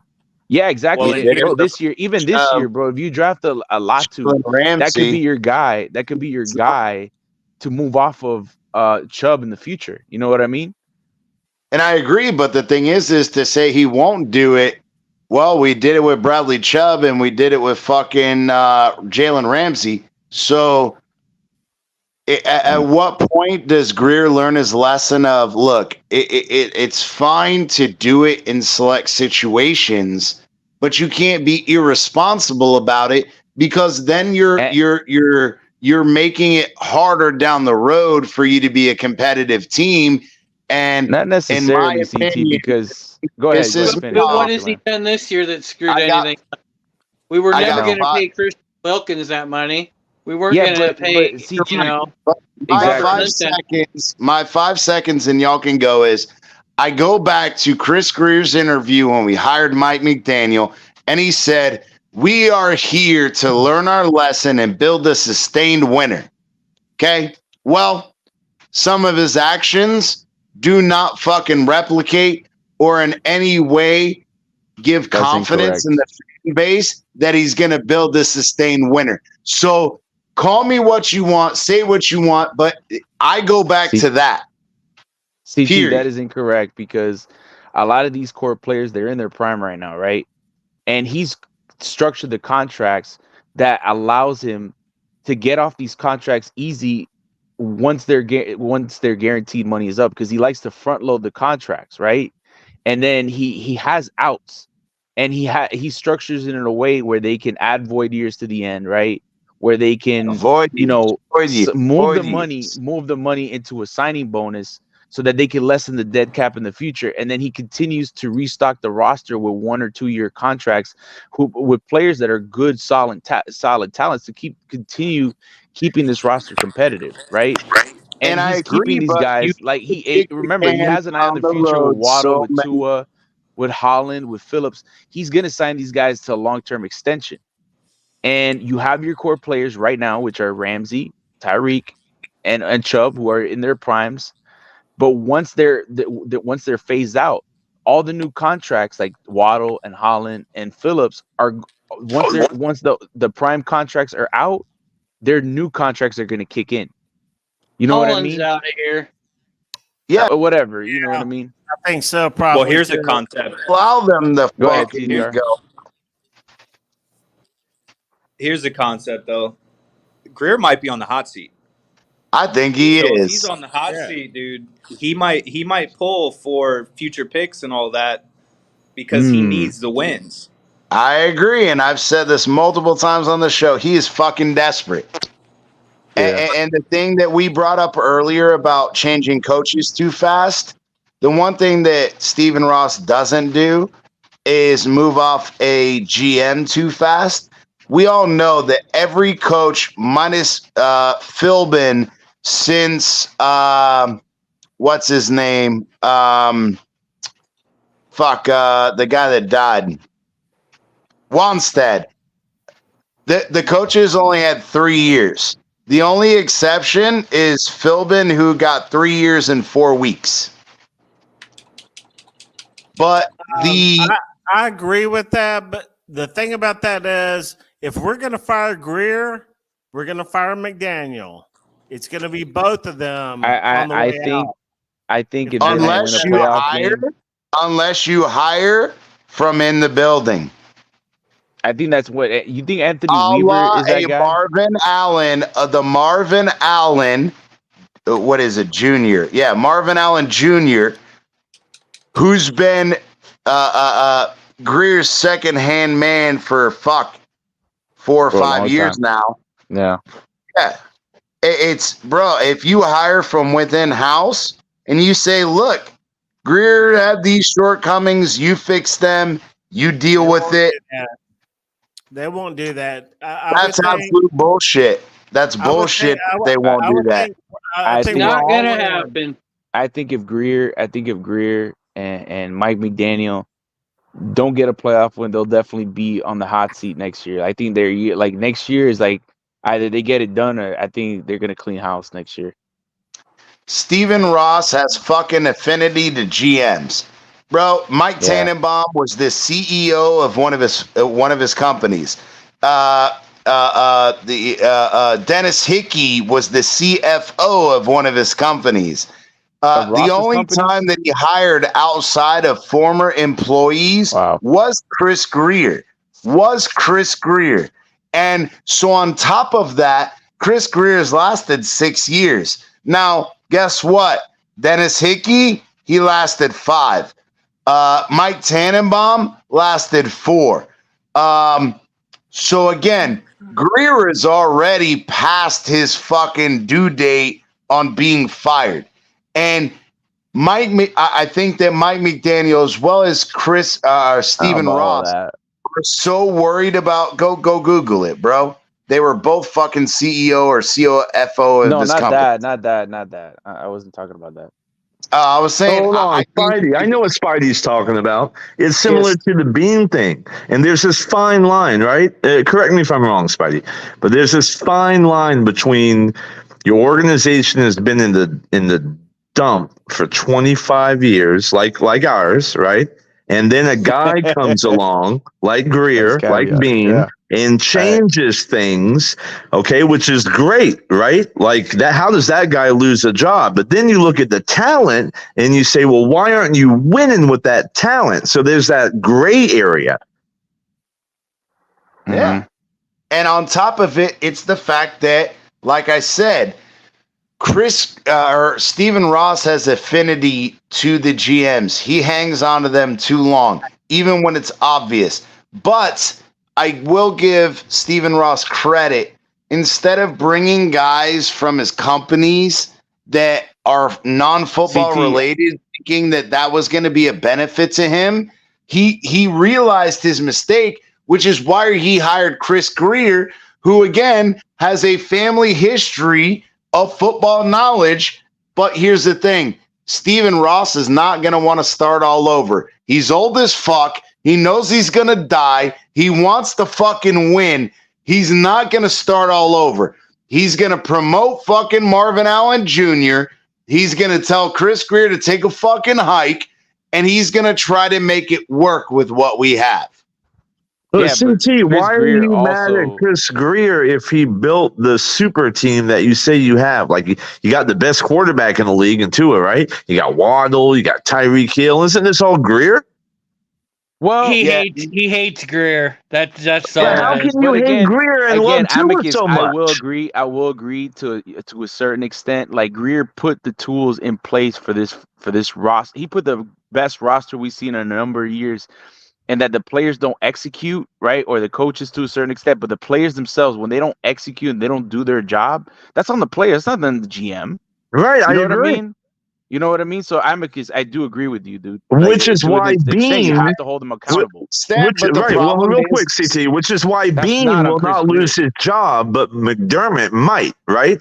You're right. That Right. doesn't fall on Greer. Greer's done a great job. And CT, you have to admit that if you fucking think Tua is what you think he is.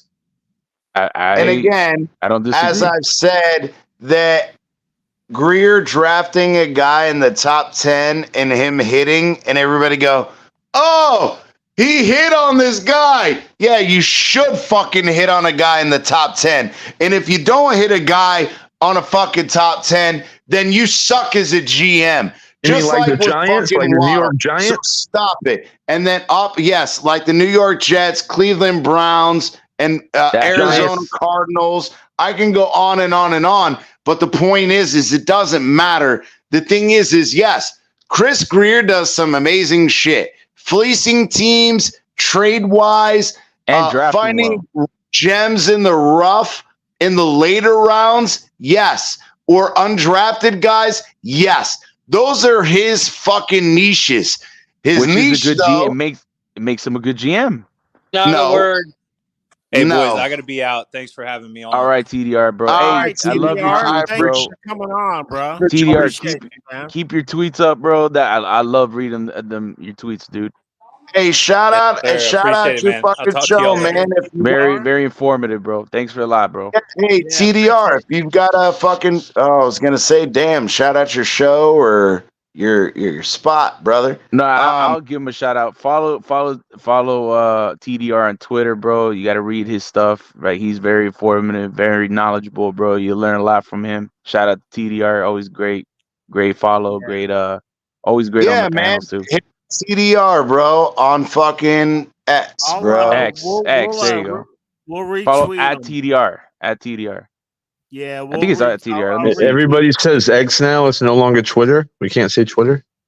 Well, no, but I don't want to confuse people because some people are fucking stupid, bro. So, anyway,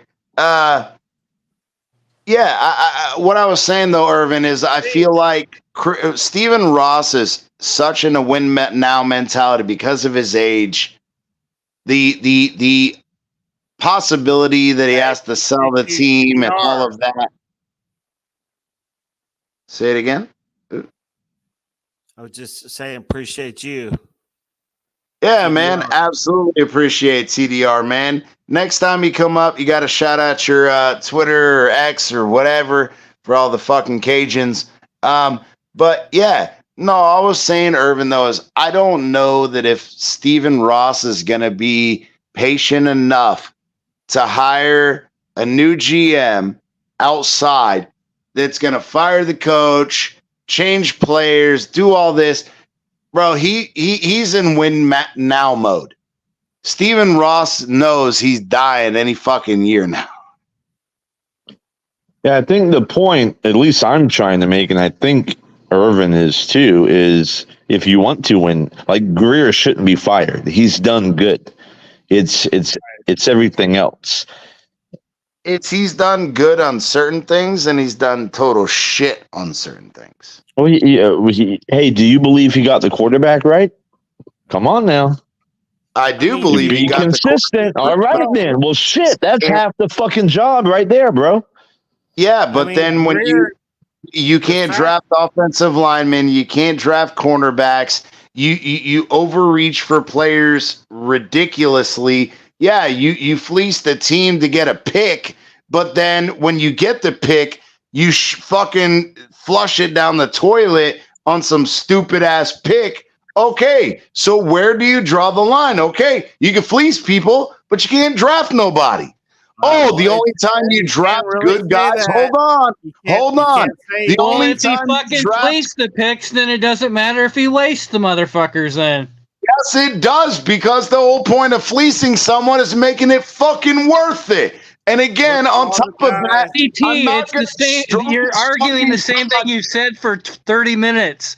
We get it. I'm not going to stroke his fucking cock. You make good picks in top 20.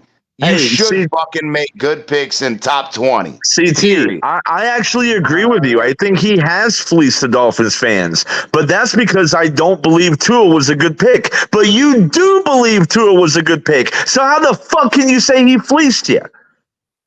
I'm not saying fleeced us. Fleecing other teams. All of the Tunsil trade, all of the shit with San Francisco. Yes, you can get the picks. But then when you get the picks and then you don't make good picks with the fucking shit that you acquired, then it doesn't matter whether you're good at fleecing teams. If you suck at fucking you're calling people player, then it doesn't matter. You're calling people a bust. No longer means shit. Are starters in the NFL. You got 3rd round picks, 4th round picks. It's not all 1st round picks, bro. Chris Greer has made some good picks. That's why all these players just got paid, because they were good picks. If you look at GMs in general, if you hit on 50% of your picks a year, then you did a good job. That's what the numbers say, that you guys love numbers so much. And your numbers, because again, ignorant fucks ignore it. Yeah, it's the top 30, the 3 picks that are successful. It's the 4th, 5th, 6th, 7th round picks that don't ever pan out for anybody. But when you're one of the top GMs at getting that number of hitting the 50% and stuff.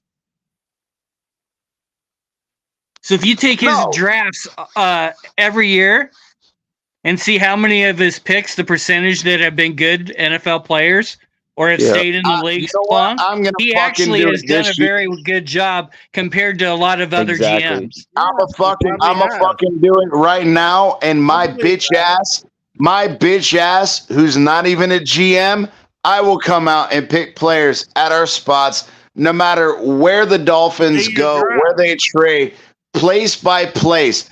I will make a pick based on what's available, and we'll compare my fucking picks to fucking Greer's, and I don't have as much information as Greer has. Well, since you didn't know who Harrison Memphis is, then you don't know enough about football. Green Rat, but here's the thing: the 6th and 7th round is not a great. You know what I mean? A lot of those picks are guys that are not going to make the NFL. They're probably going to have short careers. You know what I mean? All they do is they talk about the average of how a team does through the draft. And Greer is on the top end of the GMs that they consider doing a good job. He finds talent. He finds talent. He finds talent in later rounds. Player's the bust that he drafts for the most part. Busts. Again, he finds talent in the later of the draft, but he fucking picks busts at the fucking beginning of it. Stop it. I don't get it. I don't get the conversation of, you can't miss out on a first round talent because it's hard, because it's super talented. Because you're picking on a Greer finds a way to do it. Yeah, Greer finds a way to fuck it up. But isn't your probability of picking players in the first round very risky as well? Like the bigger that you feel a bigger impact of them being bust. You know what I mean? No, like Waddle could have been a stud at 6. It goes back to what I fucking said 2 hours ago, because now we're on over 2 hours. 2 hours ago, I said Chris Greer is always looking for the fucking superstar, and he's not willing to draft a solid guy that he's never going to be a fucking superstar, but he could still fucking be good and productive for your team. He's so worried about finding the next fucking superstar to stroke his own fucking ego that he doesn't understand that he's fucking up the rest of the Jackson fit into that category? He has Jalen drafted Waddle, solid Jalen- contributors, bro. Like, listen. Brandon Jones, solid contributor. Raekwon fifth Davis, round pick. when healthy. 5th round pick. Raekwon No, Davis. Brandon Jones John was Holland? a 3rd round pick. Brandon Jones was a Xavier third round Howard? pick. Xavier Howard, Javon Holland. Jalen You know what I Phillips? mean? Those are solid And NFL all players of that are those contributing. guys, In the Javon mid Holland rounds. was before. Hold on. Xavier Howard Robert Hunt. was before Chris come Greer. on. No, it wasn't. God damn it. I told you Get him, last Green Rat. week. Get him, Green Rat. Xavier No, Howard, Green Rat. the only part I was wrong, I thought he was his first pick, but he was Greer's second pick. Yeah, he Go was. to my It was the Twitter. same draft. It's clipped and play it. Yeah, and we already talked about it. He himself said one thing, but then he contradicts himself later when he was asked about the same thing, and he said that he did not have full control until 2 years later. But So, he said it was his what pick. is it? He researched because him. he He said- did the pick.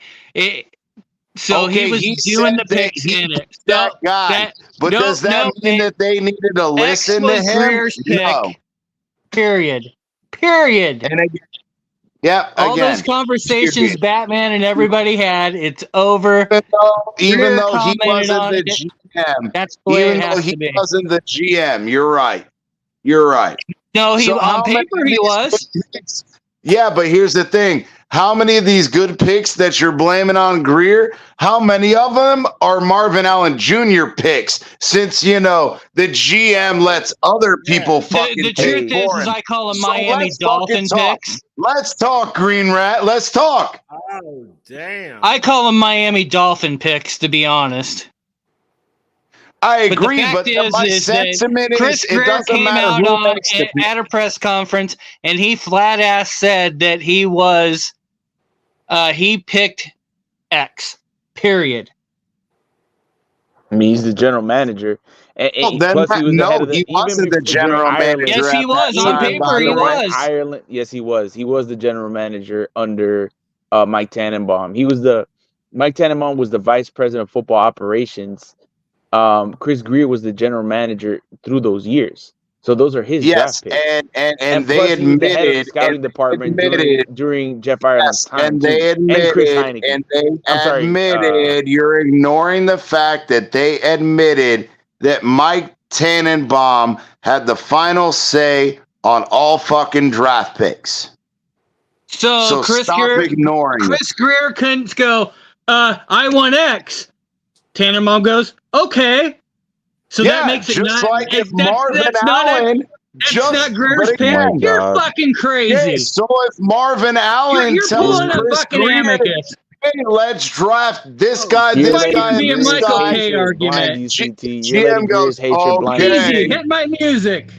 You're letting Greer's hatred blind you, CT. That's it. Your hatred of I'm gonna let you're the fucking Aloysius. You're with Nene. You're with Spliff. You're in the Chris Greer hate fan club. Sorry, man, hate I don't know club. who Sorry. the fuck any of those people are, and I don't give a fuck. Green Rat. But Green Rat knows. If you want some fucking Green Rat music, here we go, baby. I fucking resent that, Green Rat. Crying, whining little baby bitch, acting out like an adolescent girl who whines on Twitter. Can you shut up so I can finish? Shit. Christ. Yeah, That's what I'm. Jesus Christ. Think Again, before you we're ask. just fucking saying that.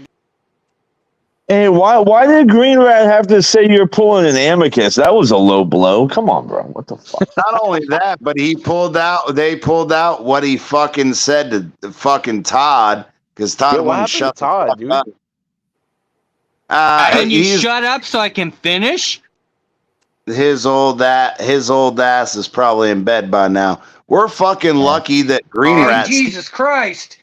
Can you shut up so I can God Hey, damn! he Stop is MDC. He is shit. he is MDC Get shit him, talker. Bleezy! Get him! He is MDC Yeah. shit talker, bro. He's y'all You're shit pulling talker. a Michael K, not an amicus. Get it right. Not only That was my Amicus, next don't place I was fucking going to. on this You gave bitch. him that Oh, title. Hey, Jesus Christ! Think Again, before you we're ask. just fucking saying that again. Hey, you gave him that title. He embraced it. So there you go. hell Yeah, I know. Every Yeah, time you know we what I'm talking about, say Bleezy. agree with it, and then Can you shut up so I can finish? Hey, Jesus Christ! all right, Bleezy, I'm about to take your ability to fucking hit that shit. You got it. Hey, real But- quick. I love this Ah, shit. conversation. Hearing Dolphin fans argue is just beautiful. But Bleezy, before I I've heard Bills leave, fans argue. Yo, Oh, yo, it's yo. not before pretty. I leave, I wanted to mention. I wanted to Jet talk to you fans are about March hilarious, though. Madness. So just remind me. We don't have to interrupt it now, but remind me later. Who's your team, No, we can Amicus? go Oh, ahead you're because we're about to I fucking already cut know. it down. We said we were gonna have a 30-minute show. It's been fucking over 2 hours. No, go back to the argument. This is great. Like, you love Greer. I mean, you hate Greer, but you love Tua, so that doesn't make sense. I agree with Green Rat and Spidey for the record. Yep. Hey, for the record, again, the sun shines on a dog's ass every once in a while.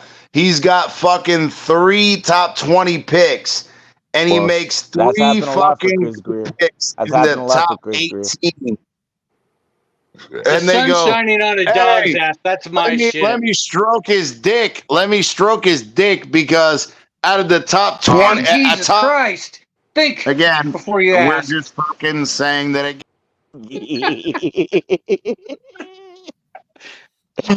No, the Oh, best my saying God. is Fucked up, opinions are like assholes. fucked up Everybody has one. background. There you go, Frankly, Green yours Rat. You stinks. fucked up the background, Bleezy, you stupid bastard. You fucked up the background now. All right, guys, Breezy, I'm you outta need an here. amicus clip. Okay, hold on. Let me Hey, give you guys, one. I'm outta CT, here. will you shut the Fucking fuck Bill up? Clip, fucking CT can only fucking control this All right, shit. fellas. He's dumbass. He's so fucking high. He's clicking it every 5 seconds like it's funny. But anyway, I'm out of here, fellas. I don't know. Y'all I'm have a good laughing night. pretty good. Spidey. Later, Glizzy. Later, Green Rat. All right, my Much brother. hey, we appreciate it. Love you, Irvin. Later, Always, Spidey. bro. Get your Appreciate ass on, Spidey, and fucking You and talk X to us. land. And you it takes. Even if All I right, don't bro. agree with some of them. Hell yeah. And you got to get off that Greer hate, CT. Bro, nah. Get off the Greer hate. Fucking stick around and stop sucking his You got to fucking start dick. blaming your players. You got to start blaming the Yeah, players. blame Oh, Tua. yeah, we're going to blame What the fucking players. playoff win has he had? Wait, no, shut up. Shut the fuck up. Don't make me play fucking Green Rat's thing, okay? You just said blame the players. Who's the one that drafted said players? Oh, my God. All right, bye, bitch. Fellas. Bye. Bye. I kind of have to agree with Take care, Amicus. y'all. It really hurts me way deep down in my soul. Does it? Hey, Jesus Christ! Think Again, before you we're ask. just fucking saying that again. Can you shut up so I can finish? Yes, sir. Nobody has anything to say about that. 3 minutes ago, I gave you a good clip. I hope you clip it. No, I know. What minute mark? Let me mark that minute. Okay, Yeah, mark it down. It was a good one. that would have been right around The Amicus loves to suck Josh Allen's dick. I mean, If you need me to say it again, I'll be glad to do it. Hit it again. for Hit it. it All again. right. for it. CT, will you shut the fuck up? Can you shut up so I can finish? Shit. The fact that I'm the one fucking putting it up there is 313, about 313. There you go. Now you got it, please. 214. it's 213, buddy. 213. We've only been on for 2 hours. 213.45. He's high as fuck, bro. Anyway, go ahead, Amicus. Say it again. I've already, actually, the last one was better because you were kind of talking while I said it. It's perfect. Just clip I that. got it. 213.45. I got it Yeah. down there. Awesome. Great. We're gonna Hey, clip look, that bitch. look, fellas. I'm absolutely. Are we gonna get to the faded. fucking Come on, point? Of the, Colin. Look, Colin, what's fellas? up, bro? Hey, Talk it's my to us. favorite Yes, Jets sir. fan. I've been tuning in, boys. oh, Hey, I'm says the other absolutely- Jets fan. I'm absolutely faded right now. Very the Magic let me down, but hey, this is what I wanted to say, bro, is that The Magic let you there's down. only one right thing the Dolphins need to do with that first round pick. And I've said it since the combine, bro. And now some people is clicking in their heads because I said combine, but it's Xavier Worthy.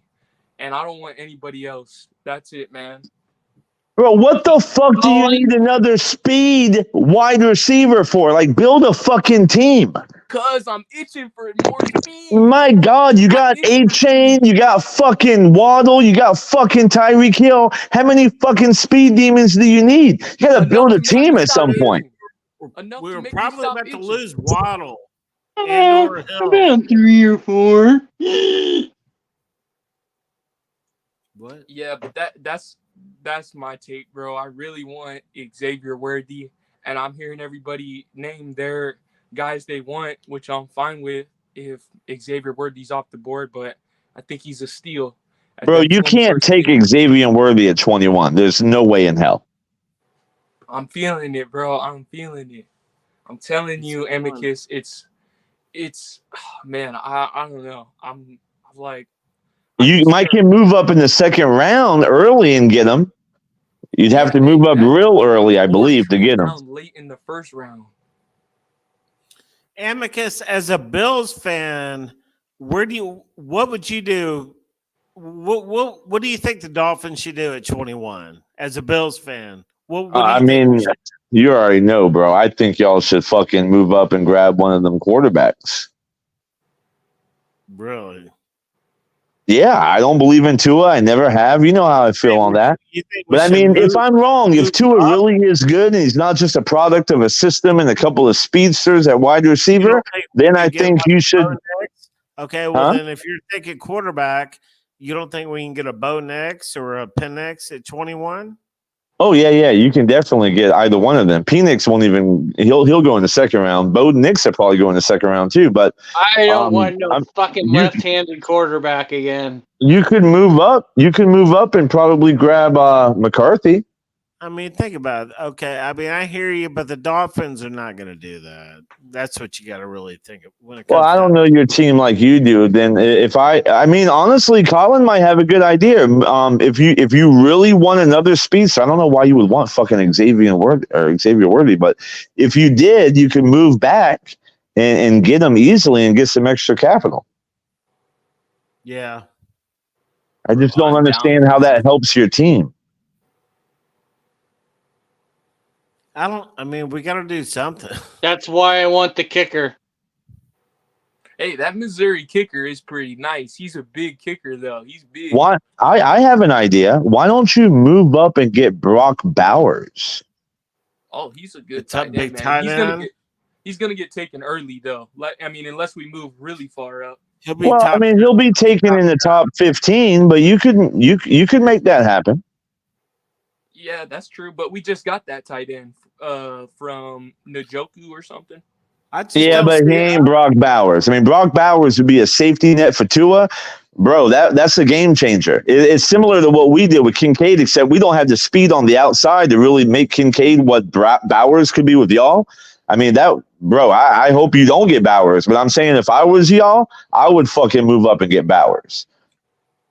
Now that we have Johnny Smith, Dolphins are not thinking about tight end. I think honestly, I wouldn't mind taking this year's first, trading it for a first round pick next year and maybe a third or something next year too. And not take a first round pick this year. Well, you got to realize, depending on what holes we have and stuff, that there's going to be another round of cuts. So if we want to really build a winning team for many years, we could stack a bunch of picks for next year. How about this? Why don't you draft is going to be trade? good next year? Green Rat, why don't you trade the 21st pick to the Bills? Y'all move back to 28. Get your little Xavier Worthy guy that Colin was talking about. We'll throw in an extra 5th and a 6th. Yeah. I'm in. Where do I sign? I would love to move up to 21 and grab one of those 4 wide receivers. I think there's a couple receivers that are not quite as fast as him, like 4.3, if any of the fucking times were actually right. But has a little bit better hands and stuff. So, I mean, I don't know. Like I said, I'd like to get more draft picks maybe for next year. There's a wide receiver named Leggett for the Gamecocks. Don't sleep on him. He's a 50-50 cat. Green Rat, we have a shitload of draft picks next year. Like well, that's what I'm saying. We could really do a lot of rebuilding in certain spots next year. I mean, like I said, well, you could even do like this year, swap this year's first for next year's first, and maybe a second this year. Yeah. And depending on what team, it could be a high second. So then you're still in the ballpark of getting a decent receiver or lineman or something.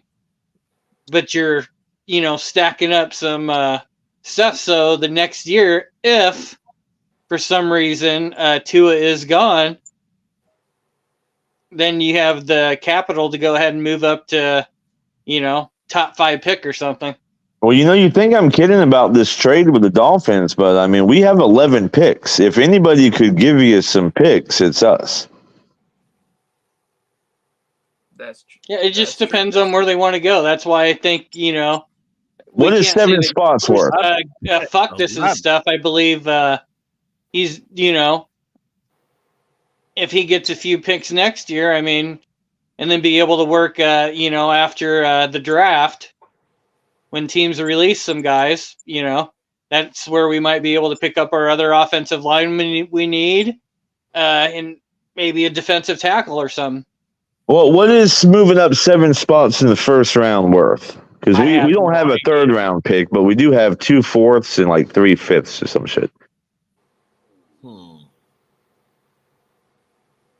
I don't know. I don't do I hardly ever do anything with the draft anyhow. I just let it happen. Yeah, I mean, I don't really think we need to move up. I think we're fine at 21.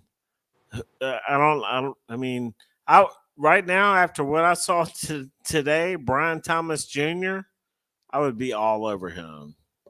Well, that's who I want. Is that who you want to? Yeah, but you don't need another wide receiver. What the fuck? No, dude. Waddle and Tyreek are about to be gone. One of those two will be gone like in the next year or two. Well, Tyreek, when his contract comes up and we can get off of his money, then I believe that's still like a year or two away. And Waddle, he's not going anywhere. But I still don't have a problem bringing another receiver in if we think we're going to be able to hit, fix some of those spots. Well, what if y'all get OBJ? Because I'm hearing rumors that OBJ might be coming to Buffalo. Really? Yeah. Ooh, I hadn't heard that. Him and Von Miller are they're best friends. We've got a contract at the table. We all heard that. Right? Yeah, I just wouldn't pay the money signed that yet. I think he wants. That's the issue for me. What? But if they do it, they do it. If they don't, they don't. But I think it's all a money thing right now. I think that OBJ only really would help out the Jets, because I mean, first off, he loved being in New York with the Giants. He's the type of guy that likes to be on social media or It's a good point, Colin. and TV and all that. But the Dolphins and the Bills, they already got like at least decent wide receivers. The Bills, they don't have as many good wide receivers, but they still got guys that you at least heard of, bro. Like the Jets. Yeah, but then he'd be going to the Cowboys or something. That's true. That's true. But the Jets don't have nothing behind Garrett Wilson, and like if he went to the Jets, Yeah, they just signed fucking what's his name? Mike Williams. oh yeah, I forgot that tight end. No, he's a wide receiver for the Chargers. The Jets just signed another wide receiver. Mike Williams. Yeah, Mike Williams. Okay, I thought that guy was a tight end. Oh, No, that's a receiver from the Chargers. He's a badass. You're thinking of the tight end. I forgot his name. You're thinking of somebody else. True. But yeah, man. Shit. Hey, OBJ is nice. Like I talked to Bleezy the other day on one of the other shows. I'd rather have OBJ than Jarvis Landry right now. Yeah, for sure. So. No, I think you make a good point, Colin, because OBJ does. He cares about the money, but he also cares about the flash and everything, right? So the Jets or the Giants, he's got old business with the Giants, but they just don't have a good team. They're a really bad team, so I don't think that's going to happen. But the Jets with a seasoned quarterback in that city, that makes sense. Miami makes sense because it's Miami, but I think, and y'all are going to get mad at me saying this, but I think OBJ wants to be with a solidified, badass quarterback, right? That's why he signed with Lamar. That didn't work out, and I think the reason why he hasn't signed with the Dolphins right now is because, one, the money might not be what he wanted, given the quarterback he's going to have. I'm not throwing shade. I'm just saying that's my belief. I think he would take. It's the only thing. Well, can I finish? I think he would take less money to play with a badass quarterback like Aaron Rodgers or Josh Allen. Remember, we did have the top offense, so. I know, but he would have to share with two speedsters. I'm just saying, man. Like, when is OBJ going to get the ball? On the Bills, he would get the ball. I don't know. There was games where what's his face didn't get the ball very much. Who? Your Diggs. Well, that was by design. And you guys mostly played better. Yeah, that was a combination of them double teaming because Gabe Davis. That's why he's gone. He just didn't cut it out as a WRC. Started running the ball. That's. And we started running the ball, yes, and we were imposing Kincaid on everybody, flexing them out. So yeah. Right. I'm trying to pull up this video. Well, what about OBJ to the Patriots? Shit, we might as well include them because they're AFC. No. He doesn't want to play with no quarterback, but they're going to get a new quarterback. So maybe OBJ would want to play with the new. If they get Drake May. But the Patriots are in the doghouse, man. I mean, that's going to be a shit team for quite a few years. Yeah, because they fucking hired Mayo, and he's going to take Mayo in the face. That's like your coach, CT, your South Carolina coach. He likes that mayonnaise poured on him. From the yes, sir. Bowl. The Duke Mayo Bowl or something. I mean, that's crazy. I just wanted to throw out there that I did Mayo. So you mentioned March Madness to me last time I was on, and I just want you to know I only did one bracket this year, and my one bracket.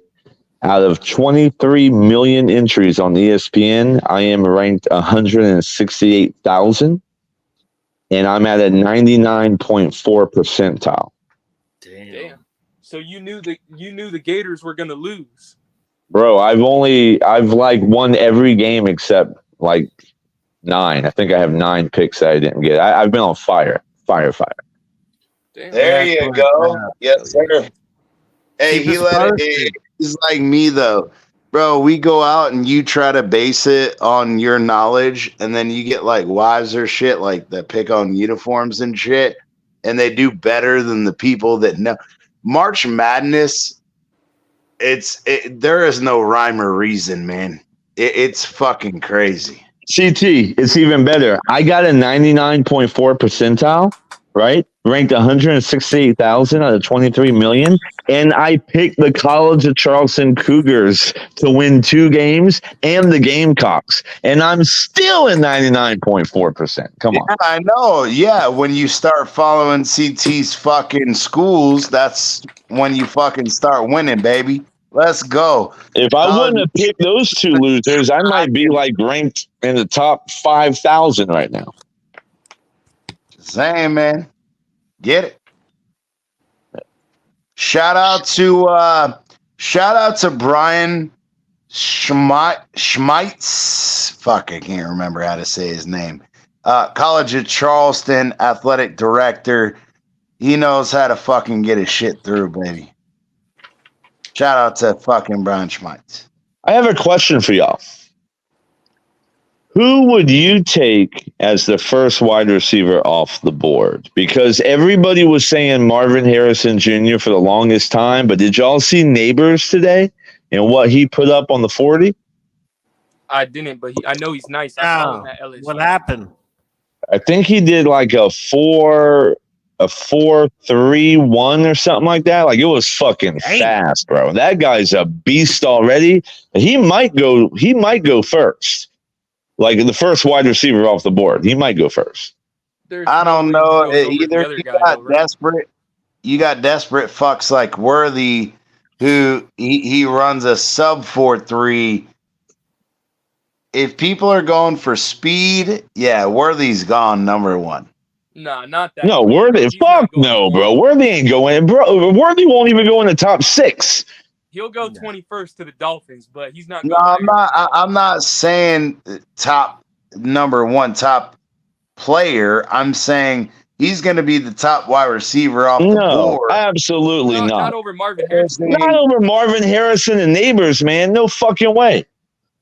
Marvin Harrison's going to be like 3rd overall or something. Hey, Jesus Christ! Think again before you ask. We're just fucking saying that again. Again, the problem with that is yes, that was originally Marvin Harrison Jr. However, after his combine interviews, the way he went about things, there are a lot of teams that are turned off by him.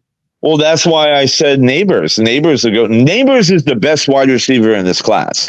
Is that like today or like within the last couple days? No, Neighbors has been the number 2 wide receiver off the board for a long time now. But after today, I'm talking about the 40 time. Yeah, that was today. Yeah. All right, so there you go. That, in my opinion, yes. The stat fucking cocksuckers will absolutely be on that. You can watch him rise up that board. Even a 4.3-1. Damn. He shouted out one of your Gamecock wide receivers. I didn't hear the name, but I love Leggett. What I said about Leggett, the problem with Leggett is just like Devontae Parker. Leggett is a big physical wide receiver with good fucking speed. The problem is Leggett has injury issues. And but he can catch a 50-50 ball with the best of them, bro. I know, and you know I watch my Gamecocks, but the problem is he got injured all 3 years he played for us. Granted, he missed 1 game the first year, he missed 3 games the second year, and then he missed 6 games this year. The last 6 games this year. And so you start to say, okay, is this another Devontae Parker?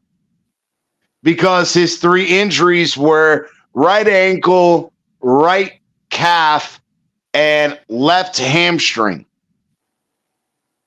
So no broken bones, it's soft tissue injury. Is he another Devontae Parker? I'm not willing to fucking draft him high for that. Fuck that. If he comes to UDFA, absolutely signing him. But I'm not wasting a draft pick on it. And that's coming from a Gamecock fan. So take it for what it's worth.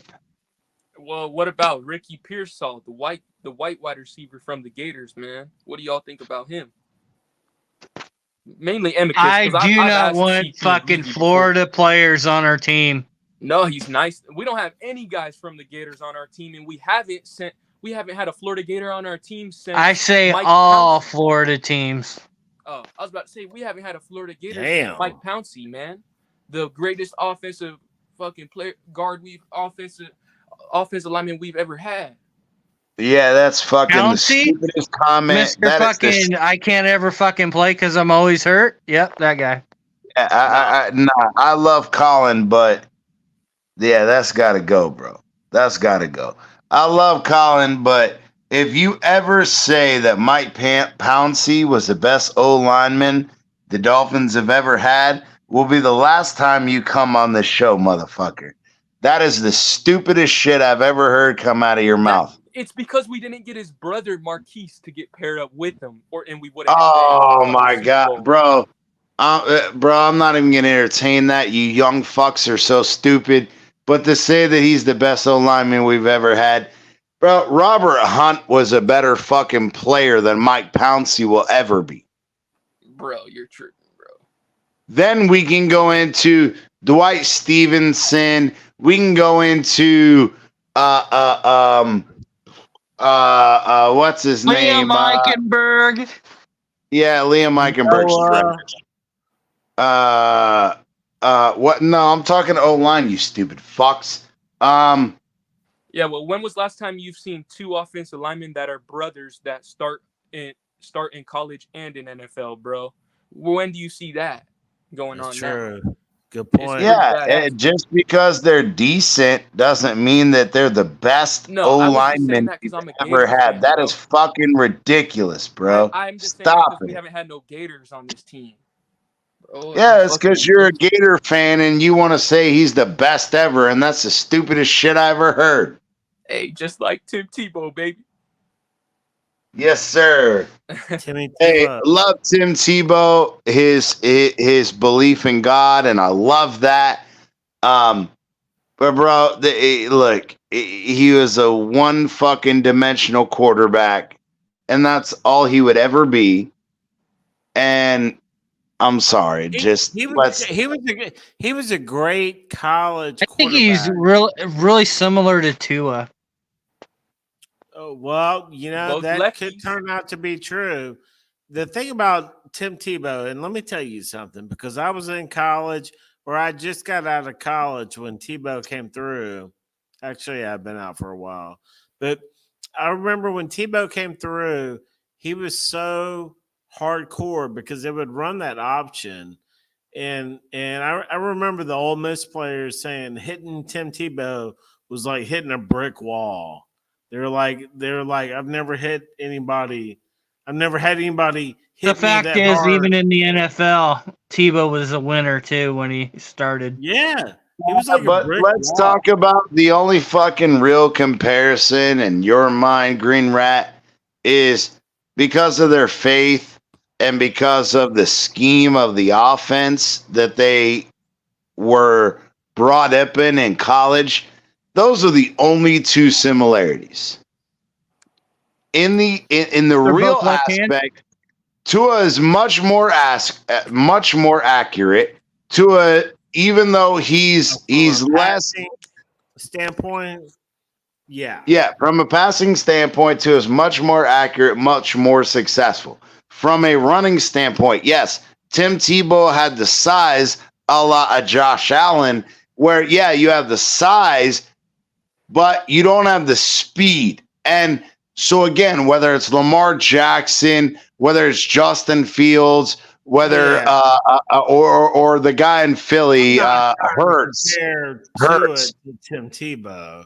Let's fucking get off of that because that's fucking ignorant. Yeah, but it was crazy how quick he got dumped by the NFL after taking a team to the playoffs, and then they tried to bring him as a tight end. Yeah, we're not even going to get into that. We're not going to get into that because everybody shit on him. He hit that pass in Denver to win that playoff game against Pittsburgh. And that was it for him. Yeah, but the thing is they didn't like him just like they don't like Tua and other players that have No, So Tebow had a bunch let of me, baggage. God damn it, Bleezy, shut the fuck up and let me finish. No, I was saying though, the reason that Tebow and Tua got hated on so much is because they're open affinity to Christianity. And a lot of people didn't like that. And you see that. You got the Tua lovers who, again, whether they're football fans, religious people, whatever, but Yeah, I don't think so. it's the same way. No, you could say I don't know. No, it's the same thing with Tebow. Is because of his open asphyxiate fiction or fuck. Affinity. God damn it. Affinity for Christianity. A lot of guys did not like that. And the NFL, even in their own premise, he came out, whether he was Tim Tebow doing all the community work, all the religious work, all the charity work, all the things that he did. They didn't want to acknowledge what he was doing for communities, what he does for people, just the same way with Tua. And what they say is, oh, well, we're going to fucking make it a narrative about something that it shouldn't be. For example, okay, he's an accurate quarterback. He leads the NFL in passing yards. Oh, the year before he led the NFL in passing percentage. The guy is a good fucking quarterback. He's way above average. I would even give him that second tier quarterback status. The thing is, though, is he's so polarizing to people, whether it's because of his Christian faith, whether it's, oh, he can't live up to the expectation of Dan Marino. It doesn't matter. All of those same instances are, nobody wants to admit how good Tua is. They want to talk about his flaws. They want to talk about how bad he is. And the reason why is because they shunned him from day one when he came out with the two crosses on his cheek, and people wanted to say, oh, it's too overtly Christian for me. Well, hold on. I'd like to comment on that, CT, because as you know, I'm a Christian, but I would have agreed with you, and I don't disagree. I do think there's an element to it, but I think there's something that would trump that, and I'll give you an example. Tebow, he was publicly a Christian, right? Yeah. But he did not have the same pure skill set, like in practice or amongst the league, the respect around the league, that that even a Tua, I would say, has. Okay, and Tua is a Christian in the public eye as well, but Tua doesn't have that same, in my opinion, skill set as a CJ Stroud right now in his rookie year. And CJ Stroud is even more public of a Christian, but he doesn't get any flack. And Brock Purdy is a super Christian, maybe even above CJ Stroud, and he gets flack too because people don't see the special in Brock Purdy, but he wins. So I think it's subjective. And I don't disagree with you. I think there's an element of that when it comes to Christianity, but I do think the talent will ultimately trump that. If you're a badass, they're not going to fuck with you. And I agree. If you, but again, we can have the argument.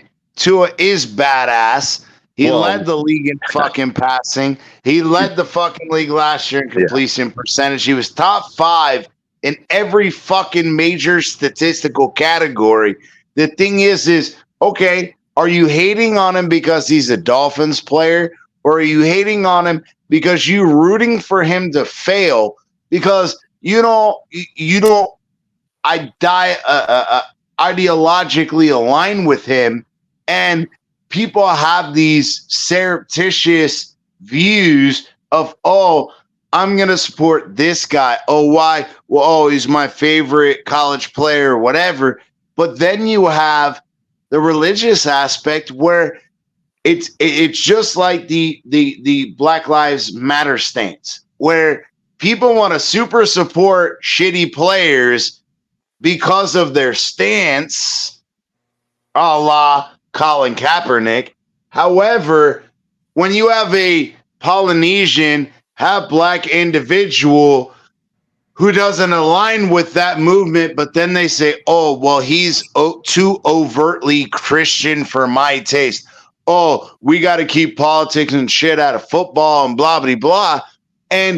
But at the end of the day, I fucking know multiple Dolphins fans in the last multiple years who have stated specifically that they don't like his overt Christianness.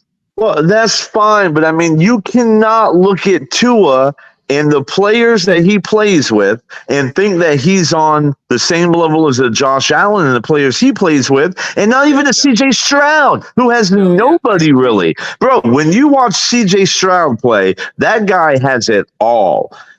Tua's not on his fucking level. He's just not. I don't know if I agree with CJ Stroud having it all because he got cooked versus the fucking Bro, Jets. CJ Stroud, you need to go watch his film. The guy has every throw I saw him play in the playbook. And he has composure. He's like Brady-esque with Drew Brees' accuracy. Yeah, I agree that Tua doesn't have the badass in him like a Josh Allen, like Patrick Mahomes, like Joe Burrow, fucking Lamar Jackson. Nah, Joe Burrow's overrated. I get tired of hearing that. Fuck Joe Burrow. He came out smoking Cigar Joe, but bro, hey, Cigar Joe. Yeah, but again, does that make you cool? No. What makes you cool is winning, and when he gets injured, and then people want to say that Tua is injury prone, but yet he's proven he's injury prone. It doesn't matter what intangibles you have. The best ability is availability. Period. Well, that's why we love Josh Allen. People have been saying Josh Allen is going to get hurt for how long now? The fucker doesn't get hurt. Like, some people are built different, and he's one of them. It's true. And I can agree with that, but you also can agree with Amicus, and we've had these conversations privately. He's still in his late 20s. He's 27. Once you hit that 30-year mark, bro, things start fucking going downhill. And you can be a Tom Brady, but like you said, some people are built different. Yeah. Yeah, no, it's not going to last forever. It's not going to last forever. And I hear that argument, CT. There's one problem. People want to compare Josh Allen to a Lamar Jackson and a Michael Vick. He's not. Those guys are running quarterbacks first. Josh Allen is a pure pocket passer who just happens to blitz your ass if you're not watching. Now, okay, I can understand the sentiment and the argument. I agree. He is not a Lamar Jackson. He's not a Justin Fields. He's not a fucking Michael Vick. However, it does not change the premise that, again, even if you're a physically built quarterback and you can run and scramble, and he does a great job at that, I'm not taking that away from him. What I'm saying is those guys were limited in their passing ability. Josh Allen does have both. But the thing is what I'm getting at is eventually that contact will catch up with you. Sure. Yeah. But I mean, when he's 31 years old, I'm assuming that he probably will just sit in the pocket more than he does now. Amicus, so what you're saying is he's a pocket passer, but he runs like a thoroughbred. Yeah, bro. Yeah. At the fucking Kentucky Derby with one lap to go. Yeah. He runs that shit like Tim Tebow, but he throws it way farther. Colin likes it. He said horse dick. We're talking about horse dick porn. Let's go. What, Colin? No, I said that Josh Allen, man, he runs the ball like fucking Tim Tebow, but he can fucking pass that shit. Bro, Tim Tebow has never run the ball like Josh Allen. Few men have ever run the ball like Josh Allen. If you don't believe me, go pull up the YouTube clip of him outrunning your whole fucking secondary. Well, no, I'm just talking. I agree, but I agree with what he's saying. Amicus, it's the premise. It's not the individuality. He's saying it's that type of quarterback where secondary, I can run, but I can also throw the ball. Unlike guys like Lamar Jackson, Michael Vick, and all that, where they're a run-first quarterback. Right. Yeah. Josh Allen, And that's I could absolutely agree with that. I could absolutely agree with that. Josh Allen is a combination of Joe Montana, Michael Vick. Jim No, he's not. Do not ever disrespect Michael Vick. Joe Namath. I love Josh Allen's ability to scramble, but he is no fucking Michael Vick. Don't go that far. That's fucking reaching. Who else, Amicus? I mean, I would say a combination of fucking John Elway, Dan Marino, and Michael Vick. Oh, are we gonna say Michael Vick? I'm sorry, but fuck you. You are ignorant. There's no way. There are two quarterbacks. They're as fast or elusive as Michael Vick in the NFL right now. And guess what? Patrick Mahomes is not one of them. The only two are fucking Jalen Hurts, okay? Jalen Hurts and Kyler Murray. That's it. I'm not. That's it. There is no other individual that has the speed. Lamar Jackson is faster than everybody you just mentioned. Yeah, exactly. No, that's not fucking true. Lamar Jackson has great quickness. Go look at Lamar Jackson's 40. Bro, Josh Allen outran your whole fucking secondary. You've seen the clip. He left your whole secondary in the dust. Because you keep bringing it back to Josh Allen. No, you said that all of those Allen guys has are the shiftiness, the quickness, the power, and the speed. Josh Allen, CT, is a guy that runs like he's on fire. And honestly, he had a horrible 40, right? He can't run a 40 for shit. But when he's on the field, Allen runs like a Michael Vick. Yeah. But again, that's where I'm saying, why do we go from, okay, he's a big guy, he's mobile, he can throw the fucking ball, he can extend the play. I'm not hating on Josh Allen. But to compare him to Michael Vick is a fucking slap in the face of Michael. Here's the truth, CT. There's never been a football player / quarterback that has ever had the skill set of a Josh Allen, like all of it combined into one man. He's a one of one. One of one. And I can agree with that. But to say that he's as fast as Michael Vick, a Lamar Jackson, a Justin Fields, or a Jalen Hurts is fucking ignorant. I'm sorry. I'm just talking about total package. Yeah, total package. Okay. Now, see, that's a different story. No, you guys were saying you would compare to Michael Vick. Nobody has the fucking speed of Michael Vick. Well, we said he was a combination of a Dan Marino, Michael Vick, and John Elway. John Elway being a combination of them himself. Yeah, but he's not as fast as fucking Michael Vick. No, he's a piece of it. As Michael Vick. And he's not as accurate as Dan Marino, but he's a total package of all those encompassing one man. Okay, I will agree. I digress. You're not saying that they're as good as the comparison. You're saying not right. The combination. Okay. Right. I'm not saying Josh Allen is a better thrower of the football than Dan Marino. And I'm not saying that Josh Allen's a better runner than Michael Vick. But Josh Allen is the only man I've ever seen that has the best of Marino and Vick all wrapped into one man. In a package. Yeah. I can agree with that. So I stand corrected. I was fucking RU on principle because I'm sorry, Josh Allen is not fucking as fast or as elusive as Michael Vick. I think there are only two quarterbacks. There's only two quarterbacks in the history of the NFL that are that fast and elusive as Michael Vick. One of them is way before Colin's time. He wasn't even fucking born yet, and that's Warren Moon. And the other one would have to be Kyler Murray. Warren Moon was nowhere near as fast as Michael Vick. Warren Moon wasn't fast at all. I didn't say I wasn't saying fast. I'm saying mobile in the fact that he was big and he could run the ball. Warren Moon would fucking run quarterback options and he could move the ball, but it was You're more of forgetting again. about Carmichael. Well, how about RG3? RG3 was a speedy fucking quarterback back He then. was, but he lasted what, 2 years was before he got fucking injured and he was done. Randy Carmichael? That's a tight end, right? Who's No, wasn't there Carmichael that played for the Eagles? A Yes, quarterback I before believe- McNabb? tight end? No, quarterback. No.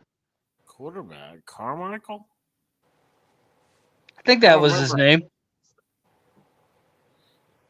For the Eagles. Googling it right now. Hold on. I believe he's the quarterback right It's before Donovan. Harold Carmichael. Yep. Green Rat is correct. Harold Carmichael.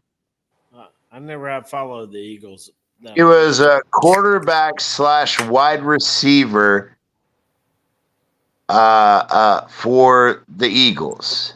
He was a quarterback / wide receiver. That was before they got McNabb or something? Yep, it was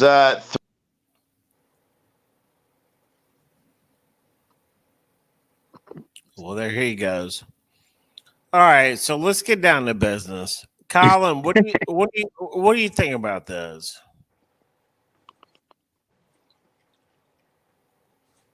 My bad. Yeah, Harold Carmichael was on the team 2 years before McNabb got drafted. Colin, go ahead. I got kind of confused what we're talking about. Carmichael? I ain't never really heard of that guy. I mean, fuck Carmichael. Yeah, because you're fucking 21 years old, bro. Of course you don't know the. Well, but I heard of the fucking backup I don't even know Carmichael. Well, your old ass smokes so much weed you don't even remember half the shit anyway. Please, hey, Colin's so young that his whole fucking life, the Dolphins have been good. Oh shit! No, that's not true. I wish it was. Yeah, he said I wish that was true. It's about to be. All the dreams. It's gonna be like Amicus. Amicus had to go next year. He doesn't have to go through 2 decades of bullshit like we did. He's gonna fucking get 10 years, a decade in, and we gonna be good. I don't understand why you guys bitch and complain so much about that, to be honest. I've enjoyed quite a few years in between. I agree. I do too. I'm trying to. Hey, I've got a Super Bowl in my lifetime as a Dolphins fan. Yeah, you old fucks. Both of you old fucks. I was born in 71. Hey, yes, sir.